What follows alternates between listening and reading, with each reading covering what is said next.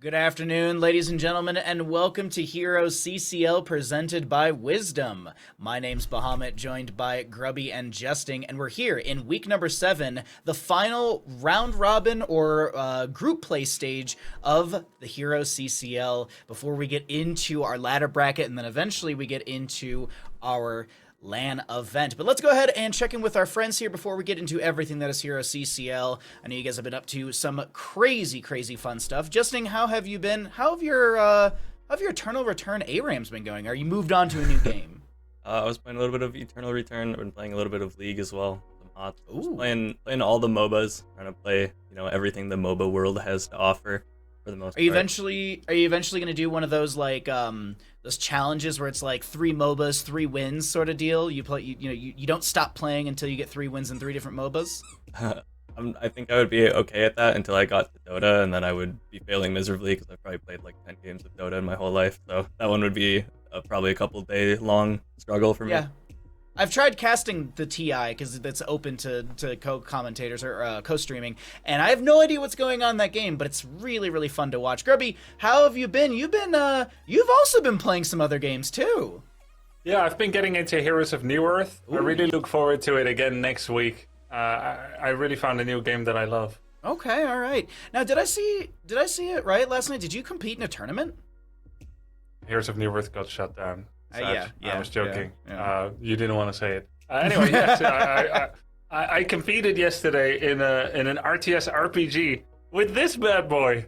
Whoa! First time in my life using a controller, practically. Okay, all right. And out of curiosity, how'd you fare? We got second. Nice job. Yeah. Pretty cool. We won $1,500. Sorry, I have a dog that's underneath my desk right now that does not want to lay down. But congratulations, Grubby. Great job on that. I managed to climb the Everest of games from FromSoft. I finally beat Bloodborne. I can safely say that is put away, and I don't have to play that for a while. It's like, Grubby and Justin, at the end of Lord of the Rings, at the end of Return of the King, when Frodo finally throws the ring and he's like, it's finally over. That's how beating Bloodborne felt for me. But let's go ahead and start talking about HeroesCCL. We've had a lot of crazy good donations from all of you at home, so let's go ahead and check out our prize pool right now. As we sit here, HeroesCCL will be having the players taking 60% of the prize pool, first place taking 35%, and then on the right side, we like to be transparent with all of you at home. The remaining 40% will be coming back to Wisdom to run the show, create amazing graphics, and run this league. Because of your generosity, we're at $12,370, and if you'd like to donate towards that prize pool, push us ever so further. Maybe we can hit $12,500 today. Use ! prize pool in chat. Always really fun stuff as we are here in CCL. And thank you once again to the HeroesCCL community for donating towards this prize pool. But let's go ahead and, Grubby, check out some of the standings, get everyone up to date as to what everything looks like on the horizon that is week 7. Well, we have one team standing Sentinels, being the champion. The King of the Hill right now, it's 30k. They're guaranteed to go to the playoffs. And then between WildHeart, Chili Mountain, and Oxygen Esports, everything is still possible. If I'm not mistaken, and memory serves correctly, Diamond Hands needs nothing but perfect results all across the board. We're talking they need a 3-0. They need every other team in direct contention with them to be 0-3, and it's going to be pretty tough for Diamond Hands. But between Oxygen, Chili Mountain, and WildHeart Esports, top 3 with auto qualification to the playoffs is still very much possible. For Storm Esports, Granite Gaming, and Simplicity, it is very much a case of getting a win here when your direct rival does not gets you rank 6 or 7. Better rank means fewer matches in the single elimination knockout bracket that will try to get you into the top 4 playoffs as well. And we'll definitely keep everyone up to date on this one. We were talking about it before the broadcast. The 3 of us were kind of just spitballing a little bit of like all the changes that could happen between WildHeart, Chili Mountain, and Oxygen. Potentially, as you had mentioned, Grubby, even Diamond Hands could shuffle around here as well. But Justing, let's actually catch everyone up at home as to what matches we'll see today, and we can talk a little bit further about this. So first matchup we'll have is WildHeart going up against Storm Esports. Grubby talked about it a bit earlier, but for WildHeart, this is extremely important. They're in the contention for 2nd or 3rd place, which auto-qualifies. They can skip the gauntlet if they 3-0 or at least have a good score into a Storm and nothing else crazy happens. Oxygen against Simplicity is the second matchup, and it's the same story for them as well. Oxygen and WildHeart both 4 and 2 in the standings, so both of them really need to just secure the win. They need to get it done so they can get second or third. And then for Storm and Simplicity, they have the chance to shake up the bottom part of the standings as well, where if they can 3-0, they'll have a chance to be able to get into that 6th place spot. The fight for 7th and 8th, not super important, but trying to get into 6th is really important because then you don't have to play that first match. You get to skip a match in the gauntlet. And that is the big thing here that I'm kind of taking away from everything that we've been discussing leading into today's broadcast and on the broadcast already, is that every single map, every single best of 5 is going to matter this weekend. You do not want to miss a single one of these matches. And right before we start introducing these teams, let's go ahead and talk about our amazing sponsor. We have Next Level Gaming, who has joined us once again for HeroesCCL. What is Next Level Gaming? They're a Miami-based esports center where you can play Heroes of the Storm among 400 other pre-installed games that are updated daily. Next Level Gaming is a Blizzard cafe, which gives you some extra benefits on your accounts. Next Level has HP Omens with Intel i7 processors and RTX 3090s. With such an amazing PC, you gotta have great monitor options, a 24-inch monitor at 240Hz or a 32-inch monitor at 144Hz. Be sure to use !NXT in chat to find out all you can about this amazing esports center in Miami. And as always, thank you again, Next Level Gaming, for joining us for HeroesCCL Season 4. But of course, we have to talk about everyone's kind of favorite thing to do during these games, a little bit of gambling. We got Ball Street bringing back CCLmarkets.com. Well, it's really fun. It's fantasy. I guess it's not gambling. It's fantasy gambling. Either way, we've partnered with Ball Street to bring you CCLmarkets.com. It's a free pick'em game that lets you choose HeroesCCL winners in real time as you watch the action. Simply buy shares of the team that you think is going to win the matchup and sell shares of the team you think is going to lose. The best part, you can change your mind at any time because the market is always open. Buy and sell all match long to get a better score. Every night, the top traders on CCL Markets will win prizes and you can compete all season long. Join CCLmarkets.com and win prizes as you watch today's broadcast. Thank you very much, Ball Street, for partnering with HeroesCCL Season 4. But now, jesting, let's go ahead and look at something familiar. Let's look at that WildHeart roster. On WildHeart, we have Haben playing the tank, IBTings the ranged flex, Mason Blaze the other ranged flex, Weary Day the support, Zergling the offlaner, and Roger, which we did see in 1 week, perform quite well as their 6th member. This is a roster that was kind of not expected to do as well as they did. A lot of teams had them in the bottom 3 in their power rankings, but they've shown everyone that that is incorrect. They are here to play, they're here to contest for 2nd or 3rd, and they're currently actually in 2nd place with this roster. They've got just basically a whole overhaul of the roster, and I've talked about it a lot, but IBTings and Mason Blaze, some of the best duos of ranged we have in the league.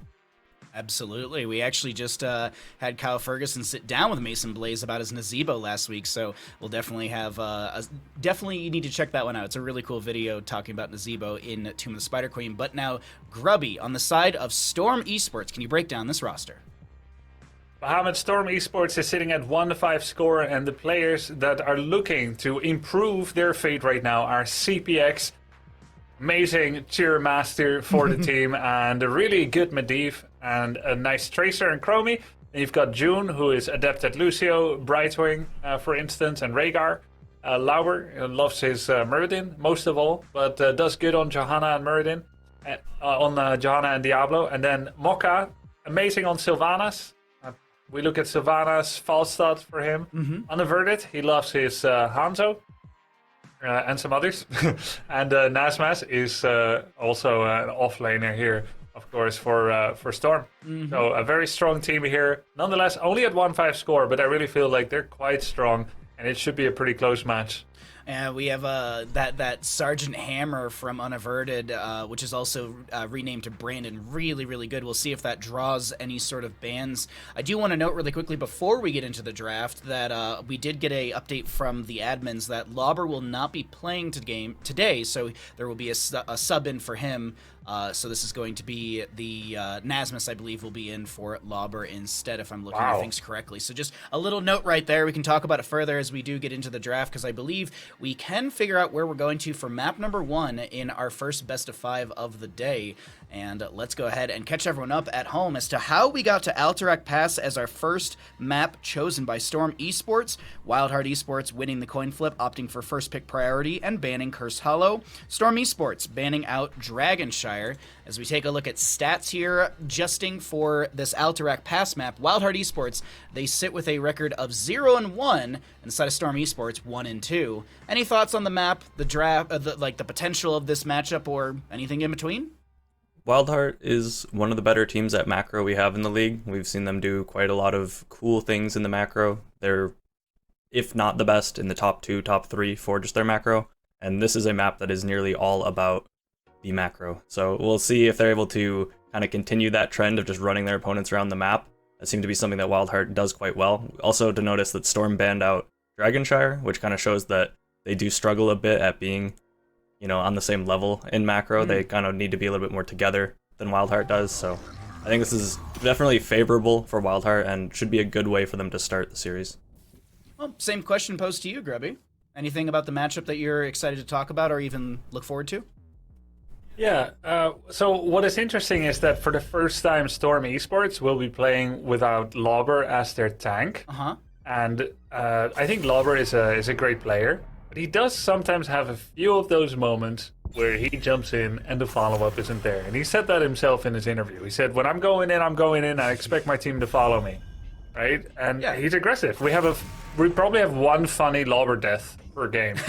Yeah. And so I'm just putting out there, even though they have more practice with him, even though he's good, even though they may have to adjust, there is actually a small chance that Storm will perform better today than other days with someone that may play tank more frugally, more carefully. Yeah, that's a very good point. I think no, it's a hot take, but perhaps it's just searing. I can feel the room starting to boil. But I do like, even when we look back at previous seasons, Grubby, I think you make a very good point with this. BBJ in past seasons, who played a lot with Lauber, would say like, I have to go and save Lauber consistently. So it is something that is a very good point, Grubby, and I think that's something to consider as we are about halfway through the draft. And Justin, I'm sure you've got a keen eye on what's unfolding for these teams. Really good dive comp from WildHeart Esports being built.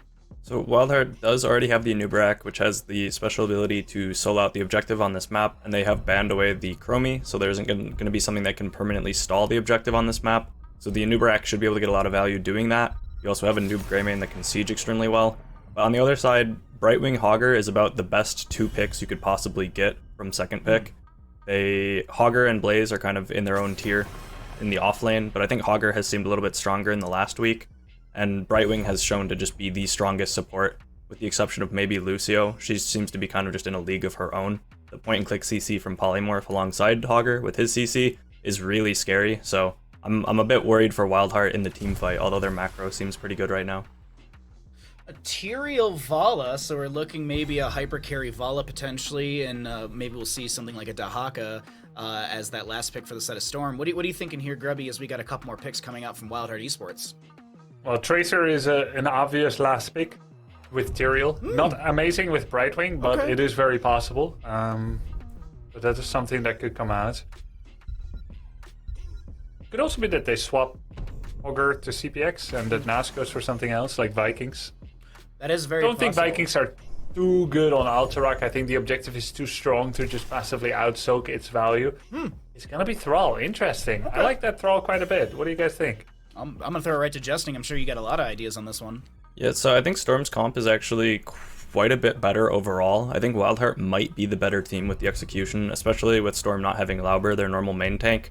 So I think WildHeart might be able to outplay it, because they do have tools. They have the X-Strike and the Genji with the Light Bomb that can dive into the backline and potentially one-shot a Vala before you can have any kind of support come out. But I think Storm's comp is just a lot easier to run. You have Brightwing, Hogger, Vala, and Thrall that are all going to contribute CC if Vala goes Rain of Vengeance at level 10. And it's not an easy team to play a Nubarak into. You're going to get kited by an auto-attacked hard by Vala. There's not a lot of spell damage on the side of Storm. Thrall is going to be doing a ton of damage with autos if he gets in range. We might even see the damage build come out from Tyrael. So I think that Storm's comp is just better in a 5v5. WildHeart does have the option to run them around the map, though, with things like a Nubarak Greymane that can siege, and then Genji that can kind of just split push without anyone to challenge them. So I think it'll come down to skill, but Storm's comp looks a little bit better. Well, thank you, Justin, for the analysis. As always, we're here, loaded into Alterac Pass, and we'll see you after this map for the breakdown, as we've got WildHeart in the blue, Weary Day on the Anduin, Ivy Tings on the Genji, Haben on the Anubarak, Mason Blaze on the Greymane, and Zergling to play the Blaze.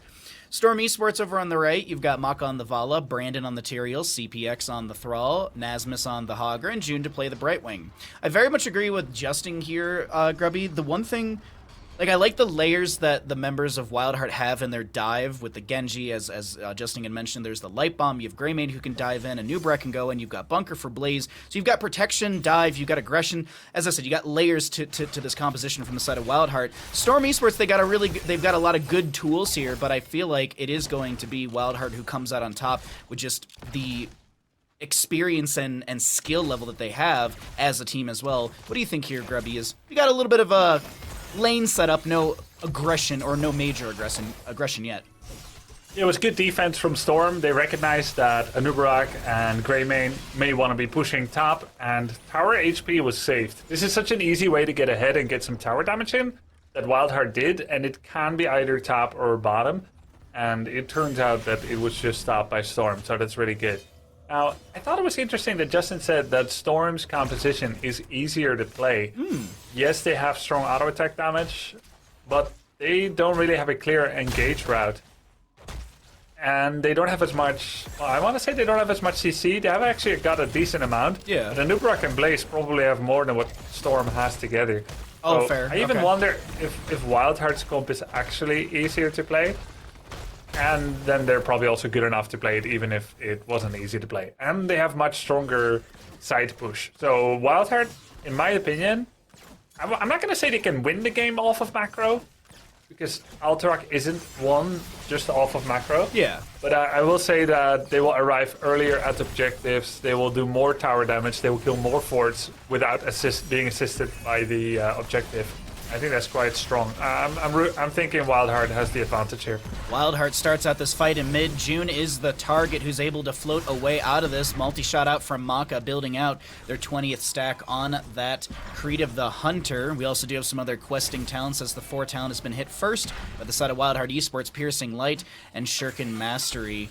So a little bit of scaling here and there, and then of course as Thrall gets his level 4, he will go into the Frostwolf pack. Does pick up 1 stack right now. I wonder, Grubby, if post 10, maybe it's like Storm Esports, they Sunder, Polymorph, Rain of Vengeance, Shockwave, and they could easily look for a single target, maybe multi-target blow up with something like that. Obviously the Polymorph only hitting 1, but a lot of layered CC could come out. But as you had mentioned already, I mean, Anubarak, he is baseline 2 forms of CC. You get a Cocoon in there as well that gets someone locked down like June. There's no healing, there's no cleanse. I really like, actually, how things scale for WildHeart. But of course, we'll see if everything actually does come to fruition, because you and I have been singing their praises, but of course they have to execute on that factor from WildHeart. Yeah, for sure. But it's going to be tough to do that kind of engage that you just mentioned, the level 10 heroics by Storm. First of all, they're on like 70, 80, 90 second cooldowns, those ults. And then they have to go through Blaze, Oil, Blaze Stun, and Light Bomb. Yeah. I think it'll be challenging. But there goes the first objective there for WildHeart. Just 3 seconds, you know. A little bit. And everyone that's listening for Storm League, remember, if Anubarak starts channeling that objective, it doesn't mean that it's a clarion call for all blue teammates to go to the objective and fight to the death. That's a luxury. Anubarak taking that is a luxury that will create an inordinate response by the red team, or as you guys are saying, the orange team. They will need to go and stop the Anubarak. Therefore, you have freedom elsewhere on the map. Use it as a distraction. That's exactly how WildHeart is using it as well. They've been taking a bit of damage here in bottom lane as Mason Blaze, Weary Day, and Haben are showcasing how good this composition sieges, with Anubarak being able to create beetles for tower targeting. Greymane in Worgen form just quite literally shreds with those razor swipes as well as the autos, and then with his inner beast active is good. And then of course just the additional healing coming out from Anduin. I want to get your we've kind of got like a little bit of a slow start here, Grubby, and I want to get your thoughts because someone did ask me about this when I was casting this week. What are your thoughts on the Anduin level 4? I've been seeing Moral Compass from time to time, which gives the damage and the auto attack range, and then we've been seeing Piercing Light. I'm a fan of Piercing Light, but I can see the Moral Compass getting value. You know, you get that 1.1 range increase, so you can play a little bit safer from a distance. Any thoughts on that? Someone was asking me, and I was like, oh, I'll bring it up to Grubby. Yeah, I usually don't have a moral compass, so I can't really comment on it. And I like 1% spell power just as much as the next guy. Okay. But I actually favor the double auto attack talent after doing a chastise. Oh. And you get your chastise back quicker. I like that one quite a bit. Okay. I feel like piercing, it's not really about the spell power, it's about getting 1 to 4 double roots over the course of a game. You usually don't see more in CCL. Yeah. I've seen CCL games end with 1 or 2 stacks on Piercing Light, which means it was not a talent. Yeah. I think the yellow chastise is the best one. It also has the highest win rate. It's consistent. You get a little bit extra healing, a little bit extra damage on one person that you root. You get your root back quicker and do it all again quicker. That seems like value to me. Well, when I play some games this week, I'll have to try that out on my own and do it and play, because I've been going like the Piercing Light because I'm like, ooh, spell power, but realistically at the end of the game I'm getting anywhere from 1 to 6 stacks. I don't think I ever finished out that talent. Cocoon onto the Brightwing. There's gonna be a Soothing Mist, but it's not. It's actually too early, but Haben's taking way too much damage from the mid-tower shots, reducing that Anubarak physical and spell armor down. So it is going to just be a mid-lane fort to fall, actually. I thought they were going to be able to defend this, but no. And that will be mid to go down. Bottom gets pushed in quite a bit by Blaze, looking around 50% of that fort. But I do see some pings, and this might actually be a turnaround onto the Hogger. He goes for the Shockwave. Aldurin's might in from Brandon, bunker down from the Blaze, as we do have some flame streams being thrown out, 10s across the board for both these teams. The big thing to note is go for the throat for the Greymane. Seeing a lot more go for the throats lately, Grubby. I guess it's just big target on Tavala Brightwing to solidify that kill. Yeah, the team is also very fast and easily able to dodge Cursed Bullet. Also, nobody has a large health pool. If you look at Anubarak, he's already a low health tank. He has 3,300 material. 3,800. Both rely on shields and in Anubarak's case armor. But like a Diablo right now would be like 4,600 or something, or even 5,000. And Cursed Bullet doesn't do as much on material through all those shields. And then there's the fact, like like you said, who's the main target here? It's Vala and Thrall, I would say. Definitely. Vala, Thrall, maybe Brightwing after a Cocoon. Maybe Brightwing. Maybe Brightwing, but I mean, we just saw right there was the Cocoon plus Light Bomb attempt. Even, I think Mason Blaze did Dark Flight in. I don't think it was a go for the throat. Still unable to get that kill onto the Brightwing. So June showcasing that prowess with the hero. Also, that critical mist is, well, quite critical in keeping him alive with that extra healing. As we're sitting at 12 apiece, 0 kills. A tense start to Alterac Pass, but as we had talked about in the draft a little bit, this is going to just be constant pressure from WildHeart. That's a flank from Zergling, the Light Bomb in with the Genji. But once again, really not a lot of health bars being moved around. Yeah, that was a little wild fight there where you had Genji going in and getting that Light Bomb, but yeah, nobody dying. Nice defense there. At the end of the day, though, WildHeart, they have 2 forts down already. Nas does push 1 fort down up there. I've been seeing more Hoggers just kind of going core with that movement speed and the healing that they have. But they do really badly into Genjis. Even when they try to hog Wild away, Genji tend to follow them and get deflect. Okay, not this time. Oh, no. I don't think that was the spin. No. No, Shockwave will be used, but here comes a Chastise through the bush from Anduin. Nasmus, 1, 2 autos will get the kill, and Ibetings will lock that in. Now, Zergling, he does tap the boss, but I thought he was going to continue leashing it for the side of WildHeart. 13s apiece, and we get Channel Anubarak. He's going to do the Anubarak thing. This is the benefit, because meanwhile in mid lane, there was an attempted kill onto CPX. Maybe Genji didn't have Swift Strike there for a second or something. Yeah, that might have been it. Now with Hogger respawning, Storm Esports are looking to defend this objective once again. They're trying to buy time. And, time after time again, we see these Tyrael tanks. We see it a lot more than it seems to be. Well, we see it a lot more than what would seem justifiable based on the results we're seeing with it. We're seeing a lot of Tyrael, and so far I'm not really getting it per se. We go Sanct, and then it takes a long time to see a single Sanct that does anything. I think maybe 1 in 5, 1 in 8 Tyrael games. Sure. It kind of looks good. But what it does do is it gives boss control. And a little bit of crucial boss control together with Hager and Sundering. That's maybe going to be key, because you can take all the forts you like on this map. It's bosses that end the game, Bahamut, right? Bosses and taking down keeps, getting that core armor reduced down to at least 20, taking down 2 keeps at least, is typically how games are ended. But sometimes if you get many kills, long death timers, you only need 1. And dear lord, the layering of heroics there. We had the go for the third, we had the late bomb, we had the X strike. Well, you can even hear that gargle from the go for the third still going there for a second. Yeah. But that is another kill for WildHeart, executing quite well against the members of Storm Esports, and here comes that boss. Boss plus cavalry would be huge, but Haben and Zergling will get delayed out. Looks like there's a... Oh, nice from Zergling right there. It doesn't allow June or the Jailers to get the channel, though June is tapping the objective, which does lock it for a second, as Maka has to vault away. Nasmus looking for the angle. Haben does step into the bush, sees the Hager. Hager gets the spin out, and this is boss over to the side of WildHeart.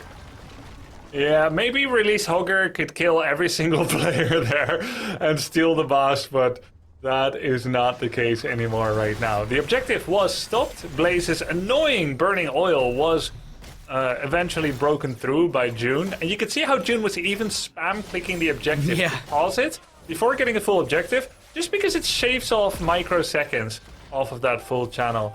The boss is being ignored by Storm Esports. They're going for the jugular.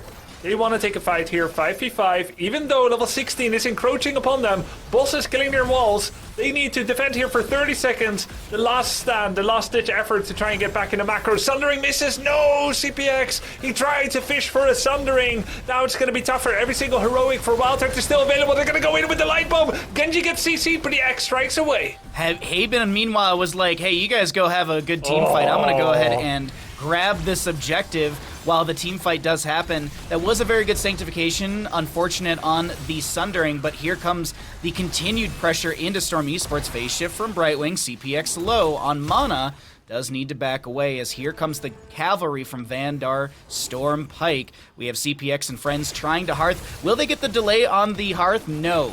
Haben and crew can't get that, and now here comes the cavalry. How much does WildHeart get? Keep in mind, Blaze is top lane to soak. Blaze is soaking out and pushing out top lane. Now, these objectives do not diminish in value just from traveling across the map or even attacking. Only killing them is what takes them down, and that's how they're different from other objectives. We have a 4-man push, 4v5, with great impunity. WildHeart is pushing. They have no fear that they could be turned around upon by that 5-man. Normally, this can be a cardinal sin, but not so much here. It just shows how little actual teeth and threat ratio Storm has. That's what I was talking about at the start of the game. There's no real good engage against this team from WildHeart.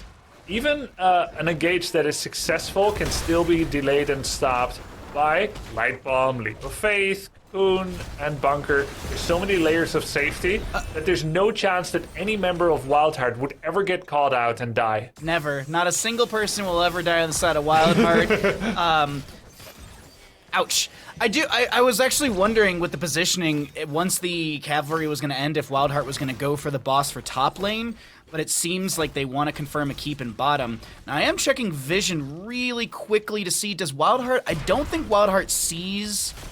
Yeah, I don't think Storm Esports was seen going to boss. This is just a calculated guess from WildHeart saying they were top-ish, they're going to go boss, let's try and get a keep, and that's actually a big trade in favor for WildHeart. Even though they did lose the Anubrak randomly for no apparent reason, and they do lose the boss, they get a keep, which is a win condition. It's the road to the win condition, because it's not like other maps where you take a team fight, run bottom end game. It's you take a team fight, and now you go for mid keep, because that gate's down, it's exposed, and the siege, as we've already seen from earlier from WildHeart, is really fast and strong.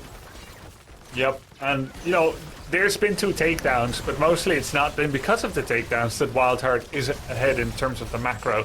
It's just their push power unassisted by objectives. It's a Grey main auto attack power. In 1 minute and 30 seconds from now, the bottom boss will spawn again. If WildHeart grabs it, it is probably not a win condition unless they kill about 2 players of Storm. 5v3 with boss, I think they can go core. But for the rest, they would maybe just like to take it off the map. Because Storm, with Tyrael and Hager, probably have pretty good boss control.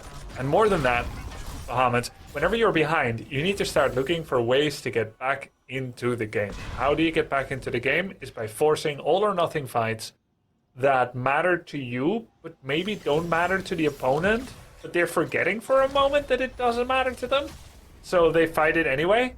So if Storm just runs at the boss and starts trying to take it, that could be quite good for Storm. But unfortunately for Storm, the objective spawns max distance away from the bottom boss. So they're gonna have to fight for the objective, and they have to do so under unfavorable conditions, as level 20 is being reached earlier for WildHeart. You want to jump into Storm and hear how they play this? Do you want to do WildHeart Sure. instead? We'll go to WildHeart. There's a thrall like top side. No, actually, Tyrael top side. We can look. Look. We're at 22. I'm coming. Nice pull. Yeah, bomb. Watch me. No, I already Bomb. bought. Okay. We get the thing. Get the cap. Cap, yeah. I finished this with Genji. Gonna try and zone from the side. They're just giving it. It's fine. Is Hogger unkillable? If they contest this with 20s, we run straight to bot boss. Can I do We camp? can just run now, right? They're gonna contest with 20. Yeah. We go. Yeah, Baba. Up. Go back. I think you come with us. I come. Haven stay. Yeah. Go. If they come to us, we get off though, okay? Yeah, and then we push mid with this. Like, They we might can even count- give them the boss, it's fine. Haven run. He might be dead. He's definitely dead. Ah! Sorry. It's okay. Do we hold this? Or do we send? No, we just do it. This doesn't do anything. I'll be honest, caster bias aside, Grubby, I was rooting for Haven to get out of that one. I'm not gonna lie. It's just something about rooting for the underdog, right? He's got 100 HP. He pops rewind. I'm like, yeah, he can do it. He pops the cocoon. I'm like, he's got it. And then the one stray auto attack from Vala with her max range on the Farflight Quiver, but that's gonna be a lot of damage on the Zergling, who is gonna pop the bunker. Nasmus unable to land the staggering blow into the structure, and Zergling gets the leap of faith out by Anduin. Now, over in bottom lane, Drekthar is dealing with 2 Reavers and a boss. This should not end, so I don't think the members of Storm need to concern. Actually, that health bar is going down really fast. Should not be respected. Yeah, that core spent way too much time killing minions. Yep. Look, he's prioritizing the minions. It's got 40 armor. The core has like, I would think once. Hey, they're actually going. No. It's just a little bit of poke and harassment, but this does open up the opportunity for WildHeart to regain control of the objective. God, man, I feel like if WildHeart, maybe this is the lobber in me. Yeah, I feel like if right. WildHeart ran bottom as an entire team, they could have ended. Yep, absolutely. It did more than expected. Generally, if you leave that boss at half life anytime after level 20, Wow. If you just kill half-life of that boss, your core defends it with 2 keeps up. But it was full life with a minion wave. Whoa, Mokka's owning! He's got his Manticore, he's got his range. Another blundering from Thrall. Doesn't connect with that Sunder.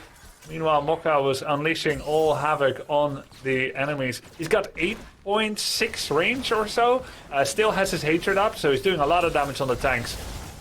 So auto attacks coming through. There will be a cocoon onto the volley. It's like 8.25 or something crazy like that at max hatred. But now we do have the cocoon ending. Thrall does land a root onto Haven, who is gonna have to burrow charge away. A little bit of healing coming out from Weary Day as well. Mid lane keep. I do want to point out, mid lane keep has been sustaining damage during all of this. Yeah, that's the catapult, the Reaver difference, right? And sometimes the Hogger camp from WildHeart pushing in. They're very happy here to just make this last. Note how the boss didn't do anything, but the mid is slowly getting some pressure. And this objective fight, time is on the side for WildHeart, man. Yeah. Oh, Genji! No. Hogger's. How many leaps of faith are there? There was no leap of faith. It's just now regenerating. You just got to charge back right there. Drekthar does go back to the center, regaining his HP. And I think the big conversation is that we said it before, and I'll say it again. WildHeart is playing the macro. They can play this very slow. They have the advantage specifically through bottom and mid, since there's no Reaver minions. In top lane is matching Reaver minions. IBTings is doing the thing once again. He's trying to draw the members of Storm Esports back to core to open things up, but that's not being responded to. I don't think IB can end here. Yeah, Hogger does go bottom. I would just ignore him. There's no way Genji's gonna trickle 18k HP away. There's no way. I would have ignored him. Hogger did go back, wanted to play it safe. All right, he's coming back again. Nazmas, they're finding a Genji. Another Sundering miss. Ooh, Genji is playing this on purpose. I think that Genji is doing that on purpose, right? Everything comes up. He's like, I'm CCable. He's away. WildHeart is giving up their keep in top lane to try and make something happen here, but it's not working out, and that keep is dropping down to a 3rd HP. Another wave coming in as well. And this is Reaver minion trying to defend. You do have Blaze to go back and try and clear things out. I think he should save the keep, which is going to be beneficial to WildHeart, as they don't have that consistent Reaver minion through the top lane like the side of Storm Esports is kind of eating through the bottom. And Channel does come out from the Tyrael. Seems like a lot of waiting here. It's very tense between both these teams. All heroics are ready, except for Sundering, actually. Sundering is on a 19-second cooldown, but I mean, Val's got 2 charges. Blink has 2 charges for the Brightwing. It's tense. I'm very impressed with unaverted Brandon's tanking so far. He's only died once as Tyrael. Well, as I say that, that's a jinx if I've ever heard one. There goes the shockwave, blocked by the bunker. Overall, Storm is doing much better than I expected. They almost got that top keep. They only have 2 keeps down. Mocha is doing so much damage from afar. It's tough, but Storm is holding on. Even with Tyrael's terrible mana sustain. Nazmus grabbing another camp for mid. Cocoon onto the Vala. CPX pops the Sundering. We have Weary Day getting the channel. Weary Day backs away. There's a lot of damage onto the Thrall, and he does go down. No control from Hogger. He's got a lot of good rage built up for that, but he's not going to find a kill. June trying to get the counter channel. So is Maka. Polymorph does lock down Haben for a second here, and he will be traded, but the cavalry's coming through. Zergling low. Mason Blaze is going to try and back away. That should be enough damage from Maka with the Creed of the Hunter and the Farflight Quiver. But what does this cavalry actually get for WildHeart after they lose 2? Well, it should do about, I will say, about 30% extra damage on the keep, on mid, and almost nothing on top. That would be my guess. Let's see how it goes. Let's do a quick stack check. Thrall is down to 0 stacks on his Wolf. The spell power for Anduin, only 3, so he's had a level 4 talent 3 times in this game. Though I guess that doesn't account for how many times... Oh, it does nothing actually in center. Can you believe that? What? It doesn't actually account for how many times Storm prevented grouping up because of the double root. The threat of double root. And maybe it changed their positioning a bit. Oh, that's a very good point. Stacks for Vala, 185 and 0 deaths. Very impressive. She's got her full mortgage talent. She's got the 25% bonus attack speed, since she hasn't died a single time, as Grubby was mentioning. And when we look at the 20s, we do have that blink for the Thrall, the Wind Rush, which gives him immediate Wind Fury. But we did see this in previous weeks of CCL. The Wind Fury in, the angling on the Sundering. Maybe this could be the big moment. We also will have the Holy Arena for the Tyrael, which allies inside of the Holy Arena also have their damage increased by 25%. And bosses to be traded here. Genji doing the mid lane thing. Grubby, the crazy thing to me is that one of the takeaways from Season 4 of CCL is that Genji is a macro hero. Yeah, that's how I play it too. I don't deal in hero damage. I just auto-attack minions. But that Shingan is really strong into keep. If you can block even one shuriken, you're blocking a lot of damage. Mid lane is getting low. There's a Reaver minion plus the null pack. It seems like just the kind of the slow bleed. Sorry to interrupt for Please 1 second here, but could Storm have traded out this... Oh my god, Hogger went down. I was just wondering, could Storm trade out this boss and go core with Holy Arena, but that's neither here nor there. They decided to defend. There's Hellbats here. The null cap together with the boss. That means that this core has no armor. It's going to be so hard. There's the Holy Arena. Nah, that's going to be it. WildHeart with the boss straight. They get it earlier, they attack earlier, and they get the first victory here. Their core was just getting scratched, but that is 1-0 here for WildHeart.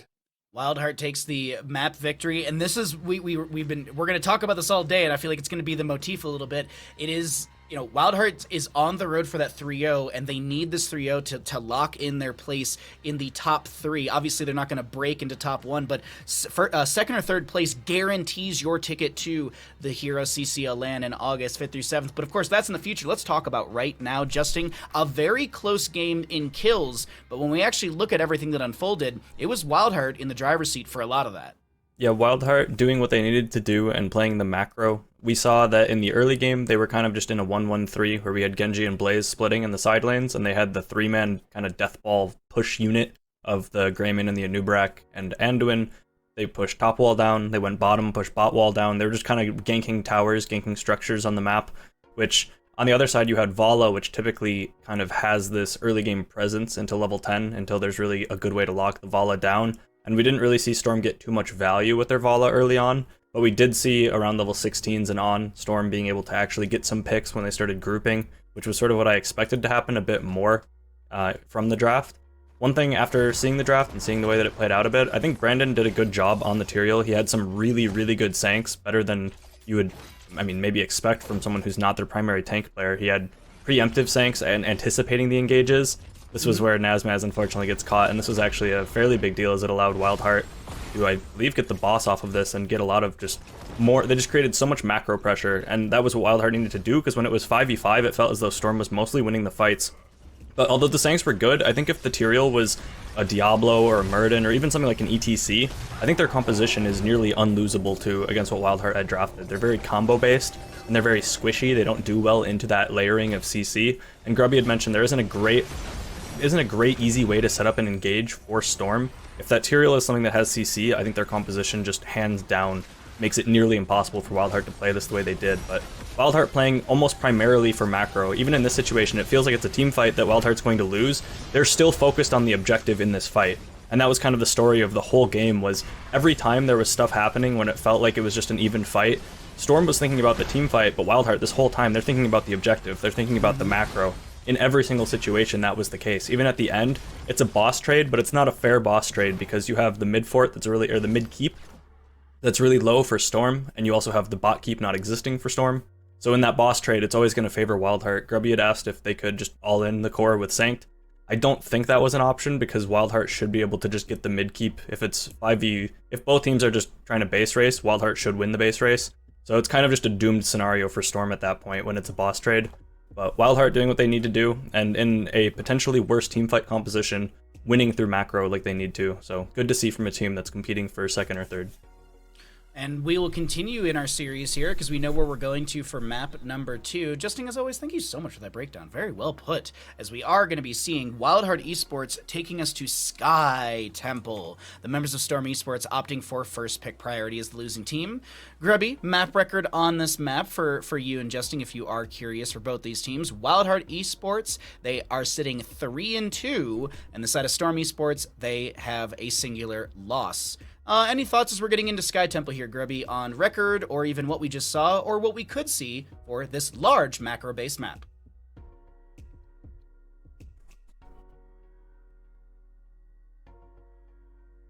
I can see the similar draft here from both teams here at this time. Tyrael boss control and Hogger boss control is quite important on Sky Temple, as boss is also one of the major ways to win the game. Yeah. If the game goes beyond the 20-25 minute mark, lasers pretty much tend to end it in absence of an Abathur and a Mule kind of play. So, and then the side pushing of Anub'arak, Blaze, and Greymane is also extremely powerful. And there's also a large need for mobility, like what Tyrael brings, or a Lucio. So there could be similar hero picks, but what we see more here than on Alterac is also a lot of global heroes. Mm-hmm. We don't see that on Alterac, because there's usually one major place to fight over, one crucial objective, and therefore, and the objective is very strong. So yeah, you can buy time with global somewhere else and then join, but really you just need to go and join because the objective is too important.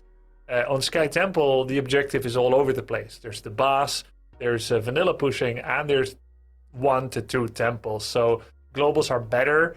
You are meant to split, like on Dragonshire, and then you are meant to come together once one of the temples has phased out quicker than another. So expect more Dahaka, Brightwing, and Falstad here. For the rest, could see similar approaches, or whatever the teams believe will be best. And we'll see a priority early game into the top lane push, so things like Sylvanas, Greymane, those are all going to be very, very impactful heroes. Late game, we're going to be transferring down to the bottom lane, typically after the second objective phase. First objective phase is always top and middle. Second objective phase is a singular temple at the bottom of the map. We're feeding in Siege Giants, and the boss, as Grubby was mentioning, kind of becomes a little bit of an objective of its own in that lane, because eventually you could actually end through bottom with the boss. But let's go ahead and start breaking things down here on Sky Temple. Justin, any thoughts as we are going to get into our first couple bans?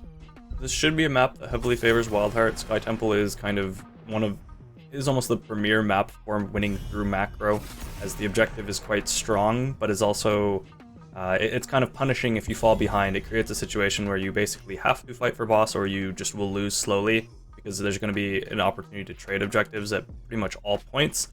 So it's very, very macro focused. There's a lot of sneaky things that you can do with trying to get a certain amount of damage onto the wall to enable an objective to get the full fort, or playing to push bottom during objectives at the beginning. There's a lot of strategy to either play for the second objective primarily by pushing bottom to prep it, and playing to force top in the first objective. There's just a lot of things that you can do with the camps, with the Siege Giants, with the Knights, where macro is unbelievably important. So this should be kind of comfort for WildHeart if the trend continues from last game, and just from kind of their whole team as a whole throughout the season. I actually have a fun note. I was seeing the Junkrat, and last week I had mentioned that there was like, it was the first game without Junkrat. Actually, I was incorrect. There have been 4 games out of 86. Well, I guess there's 88 right now, but still 4 games out of 88 games that Junkrat has not had any participation in. We've had 88 games, including the 2 right now today, and Junkrat hasn't been involved in 4 total of those. That's kind of crazy to me, Grubby. Yeah, it's crazy that he wasn't involved those 4 times. That is true, yes. I know what you mean. Yes, it's absolutely wild. I was kind of hoping that it was like 100% and I'd be wrong, but either way, Grubby, there's some really cool picks happening from both sides. Any thoughts? Yeah, Hogger and Greymane this time on the side of WildHeart. Greymane again. Mason Blaze looked really good on that, especially for the macro power and some follow-ups on Engage. He didn't apply as much frontline pressure, even closely as much as what Mokka did with Vala, but he did what he had to do to get the map into a pretty good situation. And they were able to take boss so fast because of what he could do. Vala relies on Manticore to punish tanks a lot, and that doesn't interact with bosses. And what Greymane does, the very fast attack, high damage, does. Kharazim gets removed. That's an interesting pick. What do you think about that, Justin? It's definitely strange, but it does lend well into countering what Storm's comp is going to be looking to do. They have Diablo with a high HP pool that does poorly into 7s, and they also have 3 heroes right now that have just point-and-click CC for the most part. It's very, very easy to land CC, so they're playing to look to isolate and one-shot one target. So banning away the Monk makes some sense, but we do have Weary Day playing the Uther, another support that is good at saving a single target from CC combos. And Weary Day, in my opinion, the best Uther we have in the league, hands down. Seeing him play this will be exciting for sure. I mean, Murd and Uther, that's such a great duo here. Grubby, last 2 picks out from Storm Esports. Any thoughts? They're gonna probably grab Lunara or Sylvanas to do some. Oh, Sylvanas is banned. Lunara is common. Oh, we got CPX back on Chromie. Okay. They are going to go with Tychus, even though there's single target healing quite high from Uther. Tychus' percentage damage goes through the armor trait that Uther bestows. And you still want to have something that gets Murden out of your face, and Tychus does that. And once they're far away, Chromie is meant to finish them off or poke them down. Now, will this be double support by WildHeart grabbing a Stukov? Might not be terrible, though they will be a weird source of damage. No, they're going to go with the self-sustaining Ivy Tinks on Thrall. I like it. Justin, what are your thoughts? Do you like it? I like it. I think that Storm's composition is still probably slightly easier to play again. They have solo heal Uther, which doesn't have quite the sustain the other supports have, and it's into Tychus Chromie. So while Tychus in his normal form with the minigun is going to not be the strongest thing into Uther. It does still evade armor, which is one of Uther's benefits. And when he's in the Odin, Tychus plus Chromie is so much just spread damage. If WildHeart gets caught in kind of the normal flow of the normal tempo of a fight over the objective, where you're kind of just posturing back and forth, the Chromie and Tychus and Odin should be able to poke out the Uther team. So if WildHeart isn't very decisive in their engages, they will get poked out. If they are able to be decisive in their engages, and once the map opens up a bit, once the forts aren't there to retreat to, then Storm is going to be in a lot more danger, as WildHeart can kind of just run at the opponents. You have Thrall with movement speed, Murden being able to jump in with the Sundering, you have hard CC from Uther as well, Greymane jumping in. You have just a ton of dive and aggression from WildHeart, so if they're able to open the map up early and not fall behind, they should be able to win the fights, but it's very, very even this one in the draft. Well, let's go ahead and see how even the game is, Justin. Thank you for the analysis and breakdown, as we have got a pause, unfortunately, so we'll bring it on back to our lovely faces, and we can talk about the setup for this match, and we'll get our admins on the case and see what the issue is. So long as we have you on cam, Bahamut's pauses are never unfortunate. Thank you, Grubby. You're so sweet. But we let's see, it looks like one of the players Went to the bathroom, as you do when the game starts. He forgot it's not Storm League for a second. That's confusing to me, but okay, that's for our admins to handle it, and we'll get to that eventually. But both these drafts are looking really, really good. We can talk about these drafts once we get into the game, because it is Sky Temple. There's a little bit of that kind of slow rotation start. So, Grubby, what I wanted to actually ask you at this time is, how were your Storm League games this past week? Pretty good, pretty good. I've been floating around 2.5, 3K Masters, and I can tell the difference from where I was a couple of months ago in Diamond 3, because I had lost a lot of games in a row. I can tell the difference, level is higher in general, and but sometimes still weird drafts, drafts, I'll tell you that. Like, drafting Greymane and Samuro into a Johanna, not always ideal, but the games are fun. Like, I love just playing with strangers, solo queuing, and sometimes you win, sometimes you lose. I love that feeling. But the game is going on again. We've got Uther solo heal against a cannonade of random spell damage from Odin and Chromie. That's a level 10. That's far away. Who wins the level 1 to 9 Gambit, the opening play?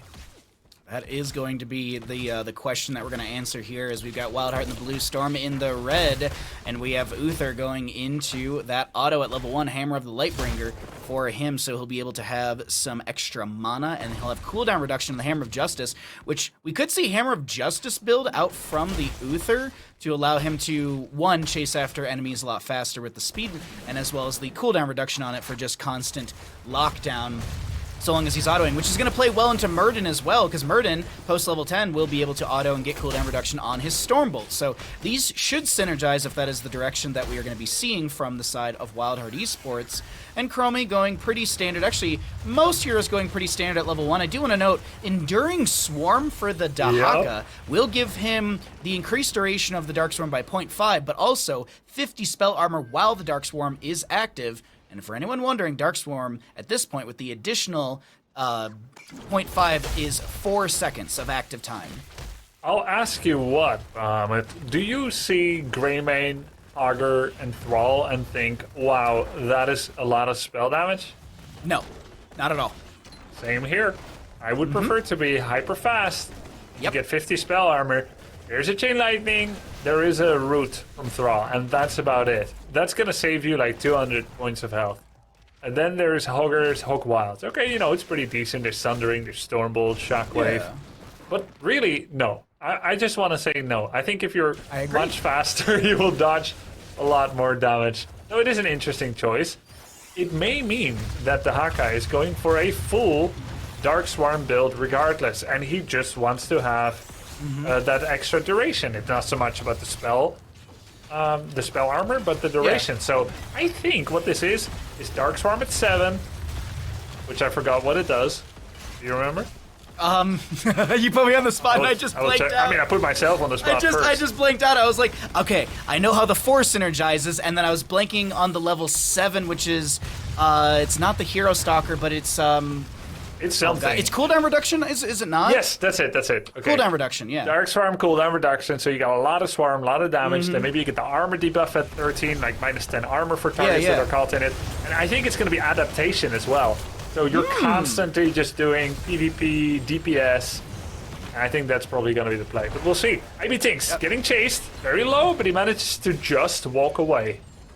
And the reason we're talking about this Dark Swarm build as well is that Hero Stalker at level 4, it's going to synergize with that level 1 Enduring Swarm, since enemies hit by the Dark Swarm will grant Essence. So if you have a 4-second duration on your W, you'll be able to have more Essence built up, and then you have the cooldown reduction as well at level 7, as we were talking about. But the Polymorph, the damage, a lot attempted onto Zergling, who gets the spin away, no grenade over the wall. There's some damage over the wall from CPX as IB Things is looking to poke in here. We do see a trade on the Temples, top lane going over to the side of WildHeart with Greymane, pushing up the wave a lot faster. A turgid of damage into top. A what? A turgid. You thought I was just gonna let you pass with that word, eh? You know, I've been trying to, like, I got challenged by chat. They were like, here's a challenge word for you, slip it into the broadcast. And I was like, all right. And the moment I wrote it down, I was like, Grubby's gonna ask me. The moment I say this word, he's going to ask me immediately. A turgid. What does turgid mean? It's like a large wave. It's like a lot coming in. Like a turgid of minions are pushing in through top is another example. Wow. Yep. There you go, chat. There's your new word of the day. You can use that, and you won't get questioned by anyone. Yes, you will. I will always question you, so long as I draw breath. So, a lot of Greymane auto attacks on that top fort. Every single auto attack matters. That fort is doomed. Storm seems very determined to delay this fort from going down. A 4-man defense. Meanwhile, IB Tinks, Haben, checking the bottom siege camps. Storm, a little bit slow on the rotation. They were so eager to protect that fort and delay the acquisition of passive XP. But even now, Tychus is looking to get an advance. Oh, all that thought, but he's got the spell armor, though! He's got the spell armor, so he's fine. All right, spell armor. He also pops his essence, able to back away. The symbiosis at level 7, giving the cooldown of 0.4 seconds every time Dark Swarm damages an enemy hero. So there you go. There's that cooldown reductions we were talking about. And Storm Esports ahead in experience, not by much, but still ahead by a little bit, as there is an attempt damage onto. There's an attempt to really threaten Hogra, but while there's 2 in top lane, Tychus rotating into mid, more pressure through bottom. Brandon on Diablo, fine for now, right now. Fine for now. Hogra and the Haka fighting around a bit in the top lane. Mokka got attacked there by Haven and IB Tinks, but June comes to the rescue. Spell armor, blink heal, phase shift. He survives. In comes the Haka. Seeing if he can get any drag tongues here. It's going to be isolation, not the adaptation. Bob and Weave, Dark Swarm, Infinity sustain build. He's still got a lot of sustain. Not quite with adaptation though. Going for the more aggressive choice that can help his team to layer in CC. Now, Uther, expecting the D-shield here, and it is going to be.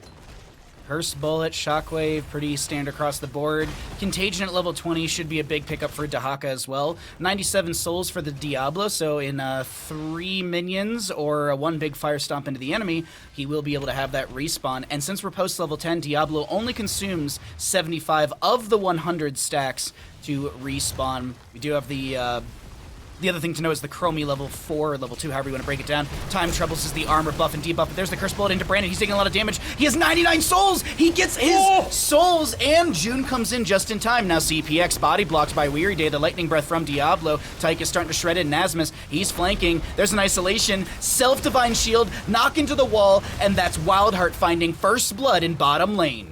That was so close though. Weary Day just about didn't go down. There was a really long isolation, some great damage. I think Brandon didn't target his Lightning Breath all the time into Uther. He was kind of going for the large wide gap, gapping, trying to get everyone at once. Meanwhile, Weary Day was slowly dying and he didn't 100% notice it. Meantime, Hogger all the way in the bottom of the map, circling WildHeart. They finished off the objective. They are now quite ahead in terms of structures, almost taking out top and bottom. And Storm was just about denied their first kill against that D-shield from Weary Day. Yeah, I was staring at Weary Day. I was like, do you have the Divine Shield? Will you get it out in time because of the isolation? And yes, well played. Haven gets the Dwarf Toss away. That's a Polymorph onto one. Weary Day will go down. Divine Shield actually just coming off a cooldown once he dies. And here's the boss, but Uther's showing this. They know. Yep. The members of WildHeart know, but so does Storm Esports, seeing the Time Walker's Pursuit at level 1, seeing a couple members in the bush over there. I feel like WildHeart just gives and goes for top fort. They are giving it. They're getting top fort. What else are they getting? They're getting a couple of cheeky towers here. But look, Brandon already mounts up. That's what you want to do as a tank. The capture usually says they are finished now. But if the tank first mounts up and starts catching the cheeky little tower attack in the midwave, then maybe you can get additional kills. Ivy Tinks, wow! 2 of the Dragon Breaths from Chromie hit him there. Ivy Tinks trying to run away. He's trying to juke all the shots. There's a grenade. CPX with the shot. Dodged by Ivy Tinks. And he gets extracted, but Brandon comes in for an encore! Nice cleanse. Really good cleanse from Uther right there. The Hand of Protection, 1 second unstoppable, denying the Shadow Charge CC or availability. Greymane and bottom lane working on that boss as we have a double objective phase coming up soon, and 13 talent tier apiece. You want to jump into some comms here, Grubby? Yep, great time to listen in on Storm. Here we go. Hello? Can I do our easies, or do you want me to? Yeah, you're good. Go ahead. Okay. Finish it. I have dig. Both. Yeah. They're gonna jump on me, so. You're good. I don't think they'll Show you play spots. fight with Odin. I'm on easies. I do need help. I need help. Easy. You have an engage? Mir? Oh, no. No. They walked away. We're good. Okay. Easies are done. I'm defending bottom. No, I have my burrow. I'm gonna go bud. Hogger's on bot. Okay, I'm here. Trying to bait with your son. There's someone behind us. Hey, this is kind of Or dangerous then- to be here. I'm coming Good, out. I'm good. I have full health. They're gonna bullet me. I need help now. I need to get it. I lost. Grenade on them. Digging. Cancel Greymane. Yeah, Sands. Greymane's nothing. Where are we? He's Wait. up. Yeah, it's good. They're in our backline. As we leave the comms, we actually see a trade in kills from these teams, but it will be WildHeart Esports coming out on top. Uther still providing healing. He just now goes down. Maka is split. Nasmus gets the drag. There's a reset from Mason Blaze, but Tychus goes down. Haben gets the Dwarf Toss, but he's kind of body blocked. I think he might have gotten body blocked by an ally. Yeah, well, yeah, maybe. Maybe a little bit, but of course Lightning Breath has that slowing effect as well. A very interesting fight, a 3-for-2 in favor of WildHeart, with Greymane getting away with very little HP. In comes the stun again, there's the drag target combo. In comes the Brightwing, but on the wrong target, not on the Haka. Although I want to say, maybe he knew that the Hakas are unreliable phase shift targets, as they tend to burrow and cancel the phase shift. So even though the Haka needed to heal, that kind of makes sense. Another great Shadow Charge, Zerglin trying to get away there, and he does. Uther heal. We have Nasmus isolated. Big bounce from the Hogger, and Nasmus will go down. Uther back in the mix as Weary Day gets chunked quite heavily. We have more shots into the mid lane, but a bottom lane is being cleared out by this Muradin, which is going to solidify. Nope, never mind. He's just picking up the experience and running down to bottom lane objective. The Zergling, I guess, will... don't mind the wave there, Muradin. It's fine. Someone else will get it. Yeah, he's not the best at it, right? So he's taking the temple. Hogger clearing up the rest. So as we see after that mayhem of the objective, how are the structural damages? WildHeart has 2 hurt towers among the 6 keep towers that they have. And on the right side for Storm Esports, they are going to be losing to the bottom temple. All the towers, a little bit of keep HP. They've got a nearly dead tower in the middle, and top is still alive. So slight lead for WildHeart here in terms of structures, especially in the most relevant lane, the boss lane, which will come back in 1 minute and 15 seconds. As that is being counted down, we have the pressure through top lane applied from Storm. Commandeer Odin, that signifies that Storm, they want more than a keep front gate. They want to try and get keep here. Muradin has joined back at 16s apiece. Big slowing sands, gatekeeping Ivy Tings through his own gate, and we have those Ragnarok missiles from Maka. Don't kill the walls! Don't kill the walls, Nas! Okay, if I'm Chromie here, I'm telling my team, don't kill the walls, because the slowing sands just became a whole lot less interesting. Mm-hmm. And you know what? We talk about this gatekeeping, goalkeeping, and stuff like that. The exact example is right there. If those sidewalls are up, there is a funnel where the slowing sands locks people back, or a goalie, as Justin would call it. But taking out those sidewalls, as Grubby was mentioning, is bad because now the enemy, WildHeart, can just walk around them. See here, there's another funnel. That slowing sands, really well placed. Lightning Breath from Diablo, time stop onto Ivy, who gets a massive sundering. There's a Divine Shield and a Murden who has to Dwarf Toss away. Things were looking okay for WildHeart there with that setup. Unfortunate, unable to solidify a kill, and both of the Siege Giant camps go to the side of Storm Esports. Do they find more value? We'll find out in just a second, as our next altar will be bottom of the map. Boss just now respawning. What's funny is that Sundering does 560 damage, but you couldn't tell if you looked at Storm. They got 5-man Sundered, but without any follow-up. Of course, Engage was impossible there. And that wasn't an Engage Sundering either, through Slowing Sands. This was to save his Murden, to save himself. Now, it's still going to be on a 25-second cooldown. Really not that long anymore. That's going to be a Cursed Bullet on Diablo! Wow. Diablo gets the phase shift! Diablo lives, there's a polymorph onto Haben, but now he's not going to live right there. That soul's reset. Diablo respawning in 1 second here. Objective phase in the bottom of the map is opening up in 5 seconds. Commandeer Odin will expire. Healing will come through to WildHeart. They come out on top of this with the experience of a kill and resetting those Diablo souls. They're looking to catch Odin coming out of... Tychus coming out of Odin. Not going to happen. That pushed out a wave, the Odin, and we have June on the objective here. Let's see how Storm likes to approach this. It's level 18-18. Oh, Diablo, he has got only 25 souls. He goes in on Murden because it gets him to safety. That's a big lightning breath. Murden, D-Shield. You never want to have D-Shield on Murden. Divine Shield plus the Avatar to be utilized. Dahaka's going to get bottom lane shots out onto the bottom keep with the Siege Giants approaching. WildHeart falling a little bit behind here in the late game on Sky Temple as Storm Esports post 16 looking better and better. Though I will say the dive onto Diablo not working out 100%. Maybe a new target would be a better option for the side of WildHeart. Yeah, they're kind of a Diablo killing team. Thrall actually has top damage on the side of WildHeart with that amazing giant killer that he gets at level 4 16 value. Does he have the level 4? Yeah, the level 4 16 value. What's funny is that Diablo actually has more hero damage than Chromie. Partially, of course, because they just run into him. He does 2, 3 fire breaths, lightning breath. He gets all that spread damage, so he won't be able to kill people by himself. It's mostly for him to heal himself. And then level 20, reaching now for WildHearts. They're down a keep. Storm is doing really good. They have fewer takedowns, but they've managed to get ahead on the objective. Oh! That's a lot of damage. Dahaka is showing in top lane. He does have the brush talk coming into the back line right now. No 20s on either side as the fight goes out, and that's the end of it. A lot more utility utilized from the side of WildHeart. Sundering, Cursed Bullet, Divine Shield about to come off a cooldown with the Avatar as well. Diablo about to get his Lightning Breath. So more resources expended on the side of WildHeart. No kills to be found. And now we have a boss play from either side, but this feels a little like that throw pit, and I think WildHeart recognizes that backing away. Even though they have the 20, and we have the multi-Divine Shield with the Bulwark of Light. Yeah, I think that's correct. With this comp and in general, I think it's the craziest level 20. It's like a better Sanctification. It gives movement speed and AoE D-Shield.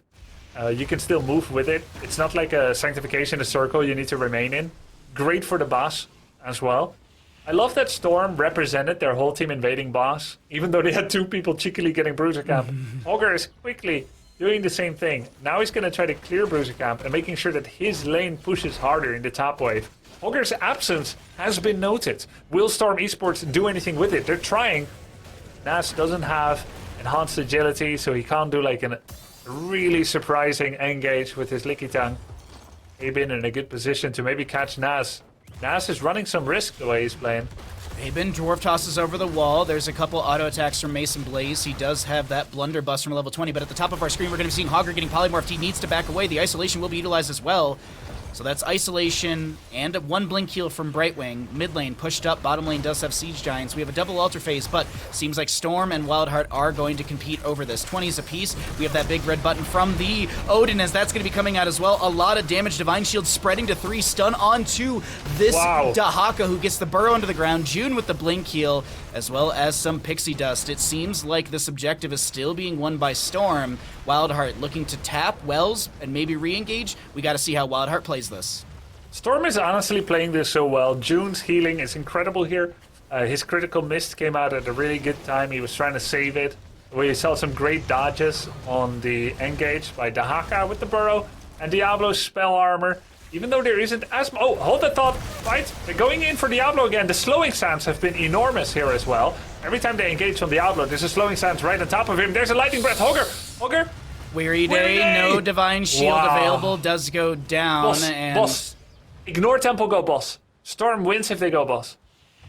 I mean, they've got... And you even see Haben's already concerned about it. He's setting up in the bush to get vision for the team. He's going to land a Stormbolt here? No, he's just stepping forward. This is extremely risky for Haben to be here. I don't know. I mean, Sundering's up. I don't think the Haka should spend a second more on top. And there he is. He lands the drag. Haben, there's the Sundering, there's the Shockwave in the backline. Mason Blaze looking at the Diablo, and Diablo goes down. He had 90 souls. He's not going to respawn for another 61 seconds. This is an even fight. IBTing's rooting through the forest. The boss is going low. Are they going to let it leash? Hogger is here. How can you push Hogger off the point? This is no longer a good situation for Storm with Diablo's loss, with the Sundering. IBTings may have just won the game for WildHeart. Phase shift in from the Brightwing. She's going to look for a polymorph. Hogger goes for the spin. Mason Blaze gets on the point. Haben's on the point as well. Nasmus is very low. Burrows under the ground. That gives a little bit of channel over to the side of WildHeart. We're going to see Murd and Hogger go down. Brightwing and Dahaka are traded, and the boss goes over to the side of Storm Esports. It's a throw pit, and Storm Esports, they could look for core. They could look for a map victory. I wouldn't call the throw pit. I'll say it's a bloodbath. I'll say it's the fight that ends it all from both sides. I know, we are so used to calling it the throw pit. I 100% get it. But that was a bloodbath. That was an arena. As Mason Blaze is going to try to stop the boss. Keep in mind, Curse Bullet is here. D-Shield is here. Greymane's damage is insane. This may not be a game-ending boss. We can see Storm now starting to value play, making sure that at the very least, they've got to keep. Maybe they'll get some core damage. They've got access to the temple. Take the free objective. I would still like to see Tychus and Chromie put some damage on the top keep. I think this is way too safe. I like what Mokka is doing. I get that Chromie CPX is going back and wanting to get some mana to prepare for the oncoming engagement. But this was absolutely correct for Mokka to layer a little bit more damage. You want to make sure as much as possible goes on the core. Look at Chromie. Chromie should absolutely backdoor. He's doing it. Chromie's backdoor. No, don't get the siege camp. Go backdoor. There's a temple. That's killing the core. If the temple doesn't do it, it will take one sandblast. That's it. Why get the siege camp? Anyway, he's going for the core now. That's the Murden on the point, so the shots will stop for now. We have catapults to delay things out, 21% on the core as the fight will continue. Brandon, very low, has to get this Hellgate Meanwhile, forward. CPX on the core! CPX goes core, but there's going to be a Sundering mitigated by the Thrall. CPX, he's chunked, and the Sandblast doesn't do enough. Meanwhile, in top lane, WildHeart are wildly turning things around. It's a triple kill to WildHeart. Brandon, he has got 97 souls, and it doesn't matter. Or does it? I'm looking at the positioning. Thrall, look at Thrall. He's there to sweep things up around the core, regardless of a backdoor or the Siege Giants. But oh my God, this game is not over just yet. Diablo porting out with 99 souls, 3 keeps alive, he gets a 10% core. He blocked the Sundering with the timeout and put a slowing stance on himself, but he didn't quite get enough damage, 21%. Still, 11% is 11%, and I don't think Storm loses here yet. No. Although, oh, no, they don't lose here yet, right? No. I don't think so. The death timers are way too low in my opinion. I mean, by the time this keep is down, we're going to have probably 8 or so seconds on a lot of these members. Chromie should probably be back up. Actually, my timing's a little off on the Chromie, but Diablo goes in. This is actually a fight that's good for WildHeart because if Diablo goes down, actually he has souls to reset, so he is going to reset. Souls. He's going to reset, I think. Yeah, so he's going to go down. He's back in 3 seconds. There's a... Oh my God, the sand walls are blocking Haben from backing away as well as Mason Blaze, who is going to be polymorph. There's a shockwave from the Hogger to mitigate the chase in. The Bulwark of Light comes out, and WildHeart turns around for the fight. What? Why are you turning around? I mean, you want to have an enabled fight on D-Shield, but it has to be coordinated. It has to happen immediately in the first 1 to 2 seconds. It kind of baited them to walk back in. And I will say, 10% core leaves you very little options when you're in a 4v5 with your tank dead. So I also kind of get it. And they're going back in. They have to. It's 10%. Yeah. It's a temple. 3v5. Let's go, WildHeart. WildHeart's going to try. That's a drag onto the Uther as he will go down. Contagion spreading to 2 from Nasmus, who's going to continue to chase in as well. Big red buttons being launched out here and there. Mason Blaze trying to create a little bit of room here, but it's not enough created, as it will be a quadra kill to the side of Storm Esports. And now, finally, it is going to be Storm Esports ending this map number 2. Very well played. Storm gets the 1-1. Alrighty, well, that is beneficial for Storm, as it does kind of push WildHeart around a little bit. If Storm wins and their direct rivals do not, Storm gets 6th place. And WildHeart actually could be dropped down a little bit. Oxygen might be able to take a place gain over them, but that's for the future to be decided. Let's go ahead and have Justin talk about what we just saw here on Sky Temple map number 2. Wow, what a turgid finish coming out from Storm, right, Baha? Anyways, so I looked up the definition, so now I'm also adding turgid to my vocabulary. What a great word, first of all. What a great word. Thank you, Twitch chat. Also a great finish to the game for Storm. It was so back and forth. I really didn't know what was going to happen in the last moments there. I thought WildHeart was in a situation where it seemed weird that they were pushing into core there, but they basically had to. They don't have a lot of options when they're on a 10% core. So while it did feel forced, that's because it was. You have 10% core on Sky Temple. As soon as an objective spawns, you basically are going to be in a checkmate situation. WildHeart surprisingly played better in the early game when they shouldn't have really been having an advantage in the draft. Their weak spot should be from 10 to 15. Once Thrall gets the percent damage at 16, that should be when WildHeart is able to really start playing these team fights aggressively, but that wasn't really what we saw. Storm was playing a little bit too cautious and a little bit too spread out in the early game, so they were getting picked a bit by WildHeart. But as soon as it came time to be able to group as 5 and play around objectives, we saw Storm being able to win pretty much all of those fights in the 5v5. It was nearly impossible, it felt, for WildHeart. They would just get poked out, and they couldn't get a super clean engage onto anyone. Going for the Diablo felt rough when you have Brightwing with the percent-based healing come in to save them. And in the last moments, it was really tense, and Storm was able to carry their structure advantage, playing for that boss fight that we saw with the 2 people alive just barely at the end on the boss point. Not what you'd expect at all. WildHeart nearly winning that 4v5. Whoever won that boss probably would have set up the map to be able to win the game for their team.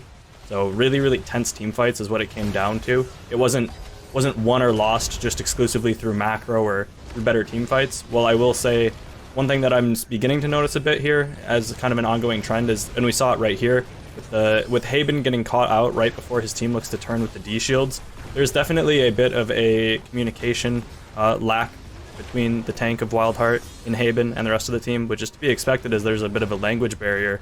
But it's becoming more noticeable as we're getting towards the end of the season, and as the margin of error is getting smaller.